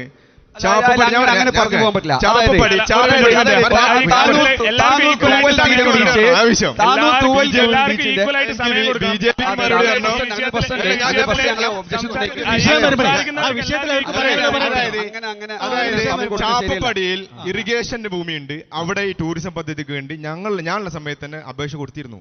പക്ഷേ അതിന് NOC തരാൻ പറ്റില്ല എന്നുള്ള മറുപടിയാണ് കിട്ടിയത്. അതുകൊണ്ട് അവിടെ പദ്ധതി വരാൻ കഴിയില്ല. അതാണ് അതിൻ്റെ വിഷയം. അങ്ങനെ ഭൂമിയില്ല. ഭൂമി ഇറിഗേഷൻ്റെ ഭൂമിയാണ്. ഈ ഇറിഗേഷൻ ഭൂമിക്ക് NOC നൽകേണ്ടത് ആരാണ്? സർക്കാരാണ്. ഈ സർക്കാർ NOC തരാത്തത് കൊണ്ടാണ്, സർക്കാർ NOC കൊടുക്കാത്തതുകൊണ്ടാണ് അതാണ് സർക്കാർ ഈ കഴിഞ്ഞ വർഷം ഷാഹുൽ ഹമീദ് ചെയർമാനായിട്ട് 1 കൊല്ലമായിട്ടുള്ളൂ. ഷാഹുൽ ഹമീദ് ചെയർമാനായിട്ട് 1 വർഷമായിട്ടുള്ളൂ. NOC എടുക്കാൻ വേണ്ടിയിട്ട് ഈ 1 വർഷം വരെ കാത്തു നിൽക്കാണ്. ഇത് ഉണ്ടെങ്കിൽ തന്നെ. രണ്ടാമത്തെ കാര്യം, കോസ്റ്റൽ ഏരിയയിലെ എല്ലാ ഭൂമിയും സ്വകാര്യ വ്യക്തികളുടെ ഭൂമിയല്ല. അത് ഷാഹുൽ ഹമീദിന് അറിയില്ലെങ്കിൽ അത് വ്യക്തമായി പഠിക്കേണ്ടതാണ്. ആ പ്രദേശത്ത് അധികാരമില്ല. കോസ്റ്റൽ ഏരിയയിലെ എല്ലാ ഭൂമിയും ഞാൻ പറയാം. ഞാൻ പറഞ്ഞു, നിങ്ങളെ ഇടതുപക്ഷത്തിന്റെ പ്രതിനിധി ചോദിച്ച ചോദ്യത്തിൽ നിന്നാണ് ഇത് തുടങ്ങുന്നത്. എനിക്ക് തിരിച്ച് അതിലൊന്നും പറയാനില്ല. വികസനം എന്നുള്ള കാര്യത്തിൽ ചർച്ച ചെയ്തിട്ട് ഇവിടെ ഒന്നും കാണാനില്ല. കണ്ണുകൊണ്ടോ ജീവിതം കൊണ്ടോ അനുഭവിക്കാത്ത വികസനമൊന്നും ഇവിടെ ആരും കൊണ്ടുവന്നിട്ടില്ല. ഇനി വാക്കിൽ എന്തെങ്കിലും വാഗ്ദാനങ്ങൾ കഴിഞ്ഞ MLA തന്ന മാതിരിയേ ഉള്ളൂ. ഞാൻ ചോദിക്കാൻ പോകുന്നത്, ഇപ്പോൾ ഇടതുപക്ഷത്തിന്റെ പ്രതിനിധി വാചാലനായി തീരദേശത്തുള്ള ഒരു മത്സ്യബന്ധനം അല്ലാതെ ടൂറിസം കൊണ്ടുവരണമെന്ന്. ഇവിടെ കുറച്ച് പേരുടെ ജീവൻ എടുത്തൊരു ടൂറിസം പദ്ധതി ഉണ്ടായിരുന്നു. അതിന്റെ സ്ഥിതി എന്താണ്? അതിന്റെ കേസ് ഇപ്പൊ എവിടെ എത്തി? അതിന്റെ ഉത്തരവാദികൾ ആരാണ്? അതൊന്ന് ഈ പൊതുജനത്തിന് മുന്നിൽ ഒന്ന് പറയാൻ പറ്റുമോ? ജീവനും സ്വത്തിനും സംരക്ഷണം നൽകണമെന്ന് BJP പ്രതിനിധി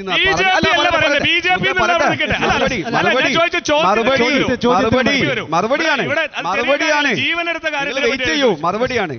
ജനങ്ങളുടെ ജീവനും സ്വത്തിനും സംരക്ഷണം വേണം എന്ന ബോധം ഇവിടുത്തെ BJPക്കുണ്ട് എന്നതിൽ ഞാൻ സന്തോഷവാനാണ്. വയനാട് ചൂരൽമലയിൽ 500 മനുഷ്യർ മരണപ്പെട്ട് ഈ ലോകത്ത് തന്നെ അവർ ചർച്ച ചെയ്യേണ്ടതാണ്. കേന്ദ്ര സർക്കാർ ഒരു പ്രധാനമന്ത്രി ഹെലികോപ്റ്ററിൽ വന്ന് വിസിറ്റ് ചെയ്ത് ആളുകളെ കണ്ട് കുട്ടിയെ ഉമ്മ വെച്ച് പോയതുകൊണ്ട് ഉത്തരം പറയൂ. വയനാട്ടിൽ 1 രൂപ കൊടുക്കാൻ കഴിയാത്ത BJPക്കാരാണ്.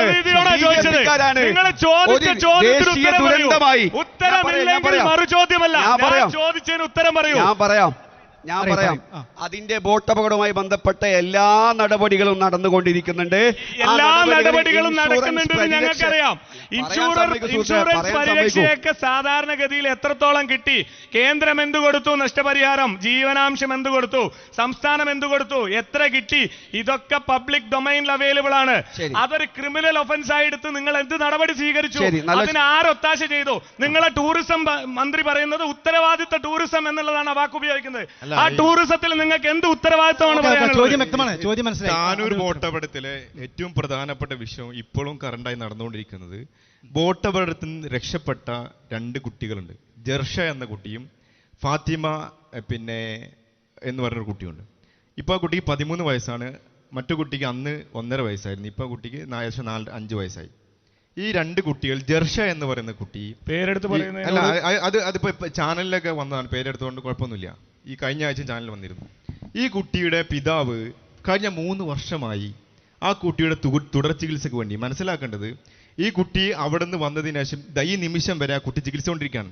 സർക്കാരിൻ്റെ അടുത്ത് മുഖ്യമന്ത്രിക്ക് പരാതി കൊടുത്തു. മുഖ്യമന്ത്രി മറുപടി തന്ന് ആരോഗ്യ ഡയറക്ടർ കത്തോട് കൈമാറിയിട്ടുണ്ടെന്ന്. ആരോഗ്യ ഡയറക്ടർ മറ്റൊരു കത്ത് ജില്ലാ കളക്ടർക്ക് പരാതി കൊടുത്തു. എന്നിട്ട് ഈ നിമിഷം വരെ ആ കുട്ടിക്ക് ചികിത്സാ ധനസഹായം നൽകാനോ തുടർ ചികിത്സ നൽകാനോ ഈ സർക്കാർ ചെയ്തില്ല എന്നുള്ള ക്രൂരമായ കാര്യം ഞാൻ നിങ്ങളെ അറിയിക്കുകയാണ്. കാരണം ഇന്നലെയും 2 ദിവസം മുമ്പ് മലപ്പുറത്ത് മന്ത്രി കഴിഞ്ഞ ആഴ്ച വി അബ്ദുറഹ്മാൻ തിരൂരിൽ നിന്ന് പറഞ്ഞു ഈ കുട്ടിക്ക് എല്ലാ സഹായം നൽകിയെന്നുള്ളത്. അതിനുശേഷം ആ കുട്ടിയുടെ പിതാവ് ജാബിർ എന്ന് പറഞ്ഞ പിതാവ് മലപ്പുറത്ത് പത്രസഭ നടത്തി പറഞ്ഞു എനിക്ക് ഇന്നേ വരെ ഒരു നയാ പൈസ ഈ സർക്കാർ തന്നില്ല എന്ന്. ഞാൻ കയറി ഇറങ്ങാത്ത ഓഫീസുകളില്ല എന്ന്. മുഖ്യമന്ത്രിയുടെ ഓഫീസ് അടക്കം, ജില്ലാ കളക്ടർ ഓഫീസ് അടക്കം,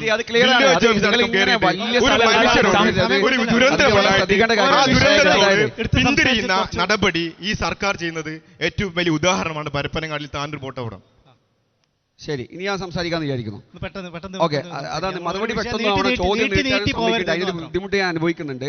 മറുപടി പെട്ടെന്ന് ചോദ്യം നീണ്ടുപോവുകയും ചെയ്യുന്നത് നിങ്ങൾ അനുവദിക്കുന്നത് ശരിയായിട്ട് എനിക്ക് തോന്നുന്നില്ല. രണ്ടാമത്തെ ഈ വിഷയത്തിൽ സർക്കാർ അതത് സമയങ്ങളിൽ കൃത്യമായി ഇടപെടുകയും പ്രാരംഭ നഷ്ടപരിഹാര തുകയടക്കം അവർക്ക് കൈമാറുകയും ചെയ്തിട്ടുണ്ട് എന്നറിയാത്തതിനല്ല ഷാഹുൽ ഇവിടെ കിടന്ന് സംസാരിക്കുന്നത്.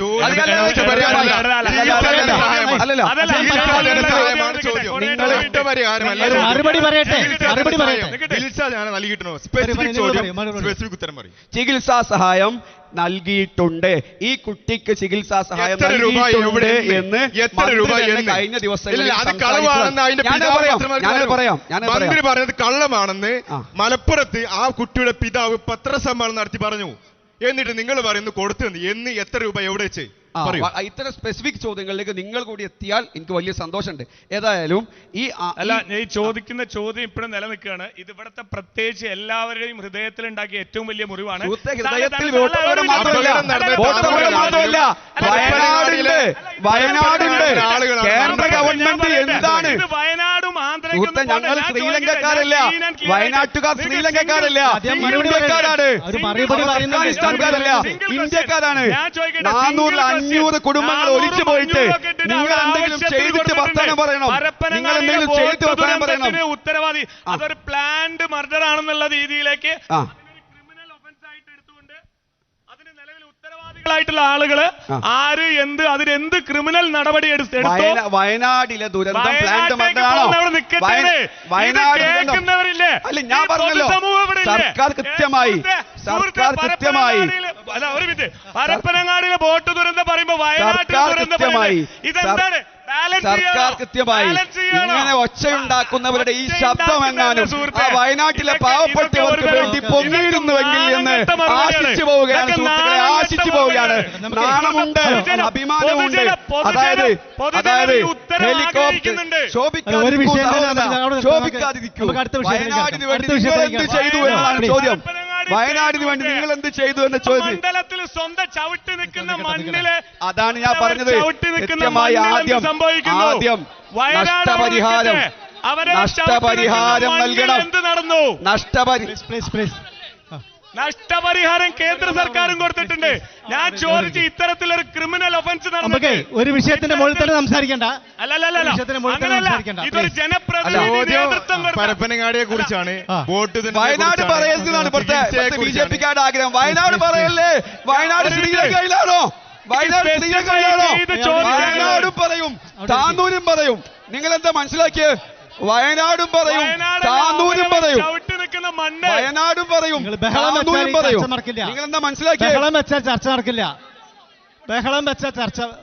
പരപ്പനങ്ങാടിയിലെ വിഷയം പറയുമ്പോ വയനാട്ടേക്ക് വണ്ടി കയറുന്ന ഇടതുപക്ഷ പ്രതിനിധി ആലോചിക്കേണ്ടത് അവനവൻ ചവിട്ടി നിൽക്കുന്ന മണ്ണൊലിച്ചു പോകുന്ന കാര്യമാണ് പറയുന്നത്.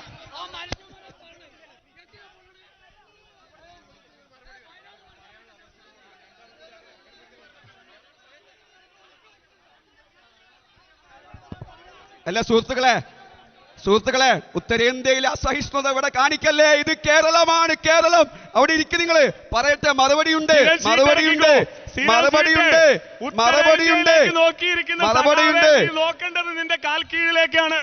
ഉത്തരേന്ത്യയിലേക്ക് നോക്കി നിൽക്കുന്ന സഖാവ് നോക്കേണ്ടത് സ്വന്തം കാൽ കീഴിലേക്കാണ്. ബിജെപിയുടെ പ്രതിനിധിയോട്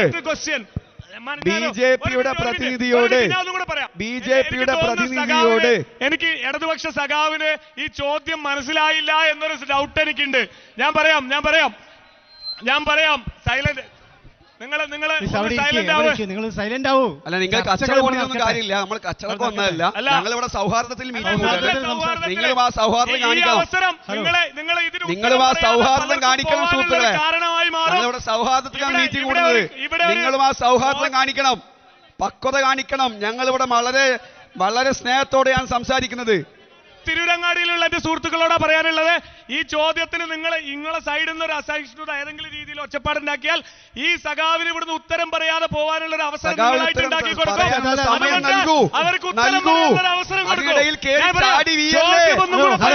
സഖാവിനോട് ചോദിക്കാൻ ഒരു ചോദ്യം കൂടെ. ഇനിയും ചോദ്യം മനസ്സിലായില്ലെങ്കിൽ നഷ്ടപരിഹാരം അവിടെ ഇരിക്കട്ടെ. ഞാൻ അതല്ല ചോദിച്ചത്. തന്നല്ലേ? ഞാൻ ചോദിച്ചത് നഷ്ടപരിഹാരം അതല്ല. തന്നല്ലേ? ഇവിടെ ഒരു മന്ത്രി നേതൃത്വം കൊടുത്ത ഒരു പദ്ധതി ഒരു മന്ത്രി ഒരേ വിഷയത്തിൽ മാത്രം ചർച്ച ചെയ്ത് പോയിട്ട് അതല്ല. കാര്യമില്ല. ഇത് നമുക്ക് തിരുവനന്തപുരത്തിന്റെ വിഷയമാണ്. ഇത് ഞങ്ങളുടെ ഓരോരുത്തരെയും ജീവൻ നഷ്ടപ്പെട്ട പറഞ്ഞല്ലോ. വിഷയമാണ്. പറഞ്ഞു. അതിന് മറുപടി പറഞ്ഞല്ലോ. അല്ല പറഞ്ഞില്ലല്ലോ. പറഞ്ഞോ. ഞാൻ ചോദിച്ച ഇത്രേ ഉള്ളൂ. ഈ കേസിൽ ക്രിമിനൽ ഒഫൻസ് എടുത്തുകൊണ്ട് ഇതിന് ഉത്തരവാദികളായവർക്കെതിരെ എന്ത് നടപടി ഇടതുപക്ഷ സർക്കാർ സ്വീകരിച്ചു? അതാണ് അറിയേണ്ടത്. ശരി. ഇനി നമുക്കേ അതല്ല നമ്മൾ 2000 ഞാൻ പറയാം സംസാരിച്ചിട്ടിരുന്ന കാര്യമില്ല. നമുക്ക് ഒരു കാര്യം ചെയ്യാം. അതായത് നഷ്ടപരിഹാരം കൊടുത്തില്ല എന്ന അഭിപ്രായം ബി.ജെ.പിക്ക് പോലും ഇല്ല കേട്ടോ. നഷ്ടപരിഹാരം സർക്കാർ നഷ്ടപരിഹാരം കൊടുത്തില്ല എന്ന അഭിപ്രായം ബി.ജെ.പിക്ക് പോലും ഇല്ല.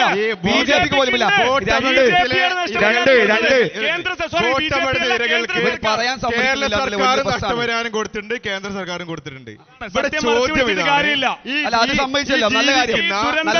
ഇതുവരെ അതായിരുന്നില്ല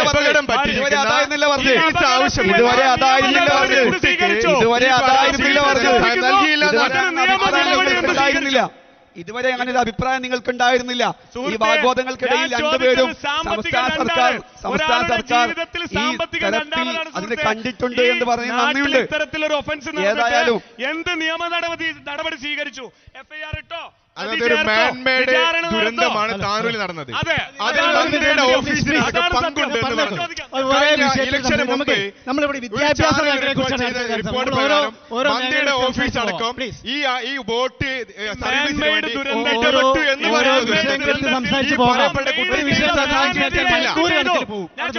നമുക്ക് വിദ്യാഭ്യാസ മേഖലയിൽ എന്തൊക്കെയാണ് നമ്മൾ ഈ കേരളത്തിൽ എന്തൊക്കെയാണ് എങ്ങനെ മുന്നേറ്റം എങ്ങനെയൊക്കെയാണ് നമുക്ക് അതിനെക്കുറിച്ച് സംസാരിക്കാം. വിദ്യാഭ്യാസ മേഖലയിൽ ഏതെങ്കിലും ഈ ഇടയിൽ ഒരു ഗവൺമെന്റ് കോളേജ് കാണിച്ചു തരാൻ ഇവിടുത്തെ UDFന്റെ പ്രതിനിധിയെ ഞാൻ വെല്ലുവിളിക്കുകയാണ്. ഇവിടുത്തെ കുട്ടികൾക്ക് പണമില്ലെങ്കിലും പഠിക്കണം, അവരുടെ അവകാശം സംരക്ഷിക്കപ്പെടണം. ഇവിടെ ഒരു ഗവൺമെന്റ് എയ്ഡഡ് കോളേജ് ഉണ്ട്. അതിൽ പകുതി സീറ്റ് മാനേജ്മെന്റ് സീറ്റാണ്. ആ പകുതി സീറ്റിലും വിദ്യാർത്ഥികളുടെ രാഷ്ട്രീയം നോക്കി അഡ്മിഷൻ കൊടുക്കുന്ന സംവിധാനമാണ്. ഇവിടുത്തെ ജനങ്ങൾക്ക് സ്വന്തമായി അവനവന്റെ അവകാശമെന്ന പോലെ പഠിക്കാൻ ഉതകുന്ന ഒരു ഗവൺമെന്റ് കോളേജ് ഉണ്ടോ? ഇല്ല എന്നതാണ് എൻ്റെ ഉത്തരം. രണ്ടാമത്, സയൻസ് ടെക്നോളജി ആൻഡ് പ്ലാനറ്റോറിയത്തെ കുറിച്ച് എൻ്റെ സുഹൃത്ത് ഇവിടെ വാചാലമായി. ഈ അബ്ദുറബ് മന്ത്രിയായിരിക്കുന്ന സമയത്ത് അദ്ദേഹം ഇറങ്ങാൻ പോകുന്ന ഇറക്കത്തിനിടയിൽ കുറച്ചു കല്ലുകൾ അവിടെ ഇവിടെ അടുപ്പ് കൂട്ടിയിട്ട പോലെ ഇട്ടിട്ടുണ്ട്. അതിലൊരു കല്ലായിരുന്നു integrated science technology and planetarium എന്ന് പറയുന്ന ആ പദ്ധതി. 11 വർഷമായി അതിൻ്റെ പരിപാടികൾ നടത്തിയിട്ട് ഈ 11 വർഷത്തിനിടയിൽ ഈ 10 വർഷത്തിനിടയിൽ 2 തവണ ബജറ്റിൽ ഇത് ശ്രദ്ധിക്കണേ, 2 തവണ ബജറ്റിൽ ആ പദ്ധതിക്ക് വേണ്ടി പാലത്തിങ്കലിൽ ആ കീരനെല്ലൂർ ഭാഗത്ത് അത്തരമൊരു സാധനം വന്നാൽ ആ പ്രദേശത്തിൻ്റെ ഭൗതിക സാമൂഹിക സാംസ്കാരിക മേഖലയിൽ രംഗങ്ങളിൽ വലിയ ഉണർവുണ്ടാകുമെന്ന തിരിച്ചറിവ് ഇവിടെ ജനങ്ങൾക്കുണ്ടാകേണ്ടതുണ്ട്. ആ പദ്ധതിയിൽ ഇക്കഴിഞ്ഞ വർഷം ബിന്ദു മിനിസ്റ്റർ അവിടെ വന്നു, വീണ്ടും ബജറ്റിൽ ഫണ്ട് വകയിരുത്തി. ഈ ഫണ്ട് വകയിരുത്തിയത് മാന്യമായി ചിലവഴിക്കാനോ അത് വാങ്ങിയെടുക്കാനോ പോലും കഴിവില്ലാത്തൊരു MLA നമുക്കുണ്ട് എന്നത് ഗതികേടാണ്. 2, ഈ കഴിഞ്ഞ മാസങ്ങളിൽ 4 പോസ്റ്റുകൾ അവിടെ നിയമിച്ചിട്ടുണ്ട്. 4 പോസ്റ്റുകൾ അവിടെ നിയമിച്ചിട്ടുണ്ട്. ആ 4 പോസ്റ്റുകൾ അവിടുത്തെ നൈറ്റ് വാച്ച്മാൻ, ഡേ വാച്ച്മാൻ പോസ്റ്റുകളാണ്. നിങ്ങൾക്ക് ആർക്കെങ്കിലും അറിയുമോ? ഈ മുൻ ചെയർമാൻക്ക് അറിയുമോ? ഇതെല്ലാം ഗവൺമെന്റ് കൃത്യമായി ചെയ്തുകൊണ്ടിരിക്കുന്നുണ്ട്. പക്ഷേ ആ സംവിധാനങ്ങൾ ഒന്ന് ഉപയോഗപ്പെടുത്താൻ എൻ്റെ മണ്ഡലത്തിൽ ഒരു സയൻസ് ടെക്നോളജി ഉണ്ട്, അവിടെ ഒരു പ്ലാനറ്റോറിയം ഉണ്ട്. കുട്ടികൾക്ക് കോഴിക്കോട് പോകാതെ തന്നെ ഇത് കാണാൻ പറ്റുമെന്ന് ബോധമുള്ള ഒരാളായിരുന്നു ഇവിടുത്തെ MLA എങ്കിൽ അതിന്റെ പണി തീർക്കാമായിരുന്നു നമുക്ക്. അത് കേരളത്തിൽ ഉന്നത വിദ്യാഭ്യാസ രംഗത്ത് വിപ്ലവകരമായ മാറ്റം നടത്തിയ ഒരു മന്ത്രിയായിരുന്നു PK അബ്ദുറബ് സാഹിബ്. കേരളത്തിൽ ഗവൺമെന്റ് കോളേജ് ഇല്ലാത്ത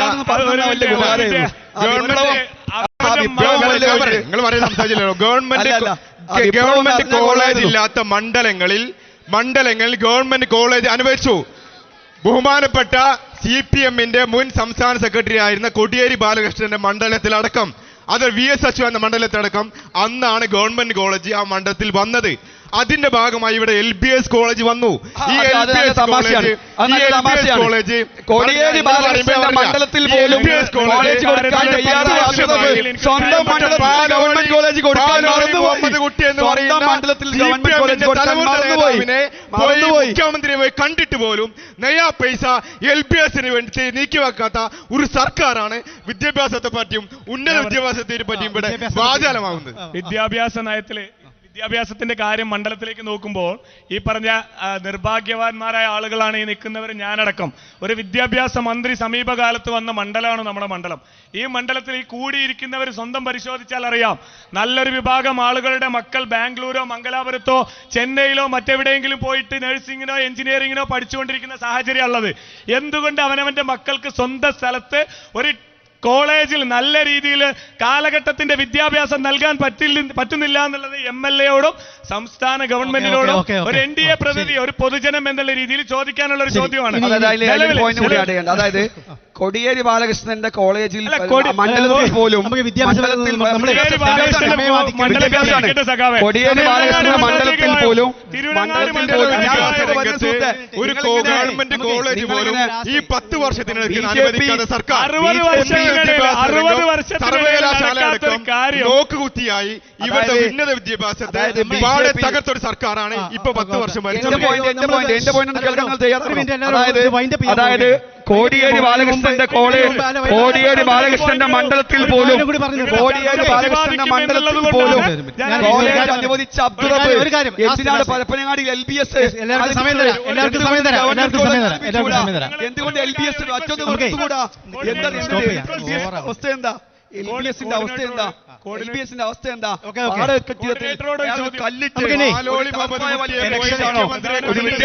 മുന്നോട്ട് കോളേജിന് വേണ്ടി നയാ പൈസ ബജറ്റ് നീക്കി വെക്കുന്ന സർക്കാർ. ഒരു മിനിറ്റ് ഒന്ന് നിർത്തും, ഞാൻ പറഞ്ഞേക്കും. ഇനി നമുക്ക് ഇതാ ഇലക്ഷന്റെ പ്രചരണമൊക്കെ അവസാനിക്കാൻ വളരെ മണിക്കൂറുകൾ മാത്രമേ ഇനി ബാക്കിയുള്ളൂ. അത് നമുക്ക് ഇനി കാര്യം ചെയ്യാം. നമ്മൾ ഇവിടുത്തെ വോട്ടേഴ്സിനോട് നമുക്ക് പറയുന്നു നോക്കൂ, നമുക്ക് വോട്ടേഴ്സിനോട് നിങ്ങൾക്ക് എന്താണ് പറയാനുള്ളത് വെച്ച് പറഞ്ഞോളൂ. നമുക്ക് 3 പേർക്കും ഒരു ഈ 2 മിനിറ്റ് നിങ്ങൾക്ക് എന്താണ് ഇവിടുത്തെ വോട്ടേഴ്സിനോട് പറയാനുള്ളത് അവസാനമായിട്ടൊന്ന് പറഞ്ഞോളൂ. അവസാനം പ്രചാരണത്തിന്റെ അവസാനം എന്നുള്ളതിനാണ് നമുക്ക് അവസാന സമയം കുറയുന്നുണ്ട്. ഇനി ഇങ്ങനെ അങ്ങോട്ട് പോവാം. ആയിക്കോട്ടെ, പെട്ടെന്ന് പറയും. പറഞ്ഞോളൂ. എനിക്ക് പറയാനുള്ളത്, തിരുവനങ്ങാട് നിയോജക മണ്ഡലത്തില് NDA കാൻഡിഡേറ്റ് വോട്ട് ചോദിക്കുന്നത് വികസനത്തിന് വേണ്ടിയിട്ടാണ്, വാഗ്ദാനങ്ങൾക്ക് വേണ്ടിയിട്ടല്ല. നിങ്ങളെ കൺമുന്നിൽ തുറന്നു കാണാനും ജീവിതത്തിൽ അനുഭവിച്ച അനുഭവത്തിന്റെ അടിസ്ഥാനത്തിൽ നിങ്ങൾ വോട്ട് ചെയ്യണമെന്നാണ് NDA കാൻഡിഡേറ്റ് നിങ്ങളോട് വോട്ട് ചോദിക്കുന്നത്. അതിനോടൊപ്പം എനിക്ക് കൂട്ടിച്ചേർക്കാനുള്ളൊരു കാര്യം, നിങ്ങൾ ഇത്ര പെട്ടെന്ന് ഒതുക്കുന്നു ഞാൻ അറിഞ്ഞില്ല. പ്രധാനപ്പെട്ടൊരു വിഷയം, നമ്മുടെ മണ്ഡലത്തിന്റെ ആരോഗ്യ മേഖല എന്ന് പറഞ്ഞു കഴിഞ്ഞാൽ ചർച്ച ചെയ്യാതെ ഒഴിവാക്കാൻ പാടില്ലാത്തൊരു മേഖലയാണ്. നമ്മുടെ തിരുവരങ്ങാടി താലൂക്ക് ഹോസ്പിറ്റൽ എന്ന് പറഞ്ഞു കഴിഞ്ഞാൽ അനവധി അംഗീകാരങ്ങൾ ഒരു മിനിറ്റ് കംപ്ലീറ്റ് ചെയ്യില്ല, ഇടപെടല്ലേ. അംഗീകാരങ്ങൾ നേടിയെടുത്തത് അവിടുത്തെ സ്റ്റാഫിന്റെ കഴിവും അവിടെ സമീപകാലത്ത് വന്ന സൂപ്രണ്ടിന്റെ കഴിവാണ്. ആ ഒരു മിനിറ്റ് കംപ്ലീറ്റ് ആക്കട്ടെ. ഇത്രയും 2000-ഓളം OP ടിക്കറ്റ് ആവറേജ് ഒരു ദിവസം പോകുന്ന, അതായത് 2000 പേഷ്യന്റ് ഉപയോഗിക്കുന്ന ഒരു താലൂക്ക് ഹെഡ്ക്വാർട്ടേഴ്സ് ഹോസ്പിറ്റല് നിരവധി വർഷങ്ങളായിട്ട് ജില്ലാ ജനറൽ ഹോസ്പിറ്റലാക്കാൻ വേണ്ടിയിട്ട് ഇവിടെ കിടന്ന് അനവധി പോയിക്കൊണ്ടിരിക്കുകയാണ്. ആ വിഷയത്തിൽ MLA-ക്കും അതുപോലെ തന്നെ സംസ്ഥാന ഗവൺമെന്റിനും എന്താണ് പറയാനുള്ളത്? ഒരു മിനിറ്റ് ഒന്നും കൂടെ കൂട്ടിച്ചേർക്കട്ടെ. ഇത്രയൊന്നും ആവശ്യമില്ലാണ്ട് താനൂര് ഹാർബർ സൈഡില് ഇത്രയൊന്നും ഫെസിലിറ്റി ഇല്ലാതെ OP ടേക്കോടും പോവാതെ ആ ഹോസ്പിറ്റലിനെ, ഫാമിലി ഹെൽത്ത് സെന്ററിനെ അപ്ഗ്രേഡ് ചെയ്ത ഒരു വിഷയം ഞാൻ പൊതുജനങ്ങളോടാ പറയുന്നത്. അപ്ഗ്രേഡ് ചെയ്ത സാഹചര്യം വ്യക്തമാക്കണം. രണ്ടാമത്, ഇവിടെ ചെട്ടിപ്പടി ഒരു ഹെൽത്ത് സെന്റർ ഉണ്ട്. അവിടെ പോയി കഴിഞ്ഞാൽ വാർഡിംഗ് ആണ്. അവിടെ പോകുന്നവർ ശ്രദ്ധിക്കുക. എന്നാണ് ആ ഉത്തരം മുട്ടി താഴെ വീട് അവിടെ ഉള്ള ഒരു പടി തീരുന്നതെന്ന് പറയാൻ പറ്റില്ല. ശരി. എന്താണ് നിങ്ങൾക്ക് വോട്ടേഴ്സിനോട് എന്താണ്? സകല മേഖലകളിലും ആരോഗ്യരംഗത്തെ വെന്റിലേറ്റർ ആക്കിയ ഒരു സർക്കാർ, അതേപോലെ ഉന്നത വിദ്യാഭ്യാസ രംഗം പാടെ തകർത്ത ഒരു സർക്കാർ, അതേപോലെ ജനങ്ങളെ ബാധിക്കുന്ന കറണ്ട് ചാർജ് ഏകദേശം 200% വർദ്ധിപ്പിച്ച സർക്കാർ, വെള്ളക്കരം കൂട്ടിയ സർക്കാർ, പെർമിറ്റിന് 200% വർധന നടത്തിയ ഒരു സർക്കാർ, ജനങ്ങളെ നിത്യോപയോഗ സാധനങ്ങൾക്ക് വില വർധനവ് ആ കമ്പോളത്തിൽ ഇടപെടാൻ പറ്റാത്തൊരു സർക്കാർ, ഓരോ സാധാരണക്കാരെയും ബാധിക്കുന്ന വിഷയങ്ങളിൽ അവർ കാത്തു നിൽക്കുകയാണ് ഈ സർക്കാരിനെ താഴെ ഇറക്കാനായി. ആ കാത്തു നിൽക്കുന്ന അവസരമാണ് ഈ വരാൻ പോകുന്ന ഇലക്ഷൻ. അത് അവർ കൃത്യമായി ഉപയോഗിക്കുന്ന കാര്യത്തിൽ അത് സംശയമില്ല. അതേപോലെ തന്നെ പലരും കൺക്ലൂഡ് ചെയ്യണം. നിങ്ങൾക്ക് ചോദ്യമല്ല, നിങ്ങൾ അവരെ പോലെ നിങ്ങളും ആവലേ കൺക്ലൂഡ് ചെയ്യും. BJP-നെ പോലെ BJP-നെ പോലെ ആൾക്കാരായി കഴിഞ്ഞാൽ നാട്ടിൽ കഴിച്ചിലായി. BJP-നെ പോലെ ആയി കഴിഞ്ഞാലേ കഴിച്ചിലായി ഉണ്ടാവില്ലേ. അപ്പൊ അത്തരം എല്ലാ മേഖലകളിലും, അതേപോലെ തന്നെ ശബരിമല അമ്പലത്തിലടക്കം വോട്ടപകടത്തിന് സ്വർണം കട്ട സഖാക്കളെ സംരക്ഷിക്കുന്ന ഈ വിശ്വാസികളെ വ്രണപ്പെടുത്തിയ ഓരോ രംഗങ്ങൾ മലപ്പുറം ജില്ലയെ അവഹേളിക്കുന്ന വെള്ളാപ്പള്ളി നടേശന് മുഖ്യമന്ത്രിയുടെ 1ാം നമ്പർ സ്റ്റേറ്റ് കാറിൽ ഇറങ്ങാനുള്ള അവസരം കൊടുത്ത ഈ ഓരോ മന്ത്രിമാരും ഈ മലപ്പുറത്തെ കുറിച്ച് വിദ്വേഷം പരന്ന ഈ ജനങ്ങൾ ഇത്തരം ആളുകളെ കാത്തിരിക്കുകയാണ്. ഈ ബാലറ്റിലൂടെ ജനങ്ങൾ കൃത്യമായ മറുപടി പറയുമെന്ന് സംശയമില്ല. എന്താണ് LDF പറയാനുള്ളത്? അതില് ഈ BJP-യുടെ പ്രതിനിധി എന്ത് ചെയ്യണം എന്ന് വെച്ചാൽ തിരൂരങ്ങാടിയിൽ ഒന്ന് പോവുക, എന്നിട്ട് ഞാൻ ചെയ്യുന്ന തിരുവരങ്ങാടിയിലെ പറയാൻ സമ്മതിക്കേ, പറയാൻ സമ്മതിക്കും സുഹൃത്തെ. വോട്ടഭ്യർത്ഥിക്കാം. BJP പ്രതിനിധി എന്ത് ചെയ്യണം പറഞ്ഞു കഴിഞ്ഞതല്ലേ, പിന്നെ വീണ്ടും വീണ്ടും കൊണ്ട് പറഞ്ഞെടുക്കാം പ്ലീസ്. ഉത്തരം കിട്ടൊക്കെ തീരുമാനിക്കട്ടെ. ഈ കഴിഞ്ഞ വർഷങ്ങളിൽ 13,70,00,000 രൂപ, എത്ര? 13,70,00,000 രൂപ തിരൂരങ്ങാടി താലൂക്ക് ഹോസ്പിറ്റലിന് വേണ്ടി നൽകിയിട്ടുള്ള ഗവൺമെന്റ് ആണ് കേരളം ഭരിക്കുന്നത്. ഒന്ന് സംസാരിക്കാൻ സമ്മതിക്കേ.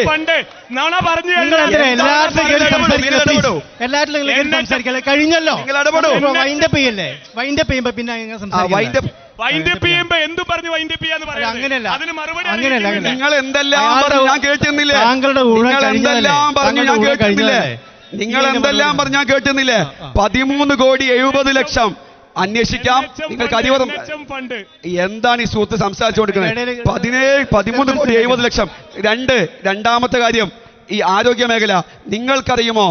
ലോകത്തിലാദ്യമായി, ഞാൻ പറയുന്നത് ശ്രദ്ധിച്ചോ, ലോകത്തിലാദ്യമായി ഒരു ഗവൺമെന്റ് ഹോസ്പിറ്റലിൽ ഹൃദയ ശസ്ത്രക്രിയ നടന്നത് കേരളത്തിലാണ്. കേരളത്തിൽ നിന്റെ ഈ ഇന്ത്യയിലെ 27 സംസ്ഥാനങ്ങളിൽ ഇന്ത്യയിലെ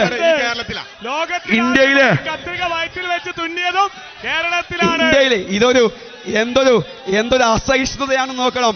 രണ്ടുപേർ BJP UDF ഇവിടെ നടക്കുന്നു, സംസാരിക്കാൻ സമ്മതിക്കുന്നില്ല. തെരഞ്ഞെടുപ്പ് ആയതുകൊണ്ട് ഒരിക്കലും നിങ്ങൾക്ക് പറഞ്ഞാൽ നിൽക്കില്ല. ഈ ഇവിടെ വന്നിട്ടുള്ള പ്രതിനിധികൾ തന്നെ എല്ലാ ചോദ്യങ്ങളും ചോദിച്ചിട്ടുണ്ട്, എല്ലാ ഉത്തരവും പറഞ്ഞിട്ടുണ്ട്. ബാക്കി നമ്മളൊക്കെ ജനങ്ങളൊക്കെ തീരുമാനിക്കട്ടെ. എല്ലാം സംസാരിച്ചിട്ടുണ്ടല്ലോ ഇതുവരെ. പിന്നെ അവര് സംസാരിച്ചില്ലേ? ഇതുവരെ അവർ സംസാരിച്ചു കഴിഞ്ഞിരിക്കുകയാണ്. സംസാരിച്ചു കഴിഞ്ഞിട്ടുണ്ട്. എല്ലാം ആരും മോശമായിട്ടില്ല. എല്ലാവരും നല്ല ആരോഗ്യപരമായ സംസാരം നടത്തിയിട്ടുണ്ട്. നിങ്ങളുടെ വികാരങ്ങളൊക്കെ നമ്മൾ മനസ്സിലാക്കുന്നു. നിങ്ങൾ ഇനി ഇവിടുത്തെ ജനങ്ങളെ ഇത് കാണുന്നുണ്ടല്ലോ, ഇവിടുത്തെ ജനങ്ങൾ ഇത് കാണുന്നുണ്ട്, ജനങ്ങൾ ഈ വിഷയങ്ങളൊക്കെ അറിയുന്നുണ്ട്. ഇനി അവരവരുടെ സമ്മതിദാനം നമുക്ക് അതിന് സമയം കൊടുക്കുക. നമുക്ക് ഈ 9-ാം തീയതി ജനങ്ങൾക്ക് വിട്ടുകൊടുക്കുക. അവർ തീരുമാനിക്കട്ടെ നമ്മൾ നിയമസഭയിലേക്ക് ആരെ അയക്കുമെന്നുള്ളത്. ഈ എപ്പിസോഡ് നമ്മളിവിടെ അവസാനിക്കാൻ പോവുകയാണ്. എല്ലാവർക്കും നന്ദി. Thank you. Good bye. ശരിയല്ല, LDF കൃത്യമായ സമയം നൽകിയിട്ടില്ല എന്നതിൽ പ്രതിഷേധിക്കുന്നു.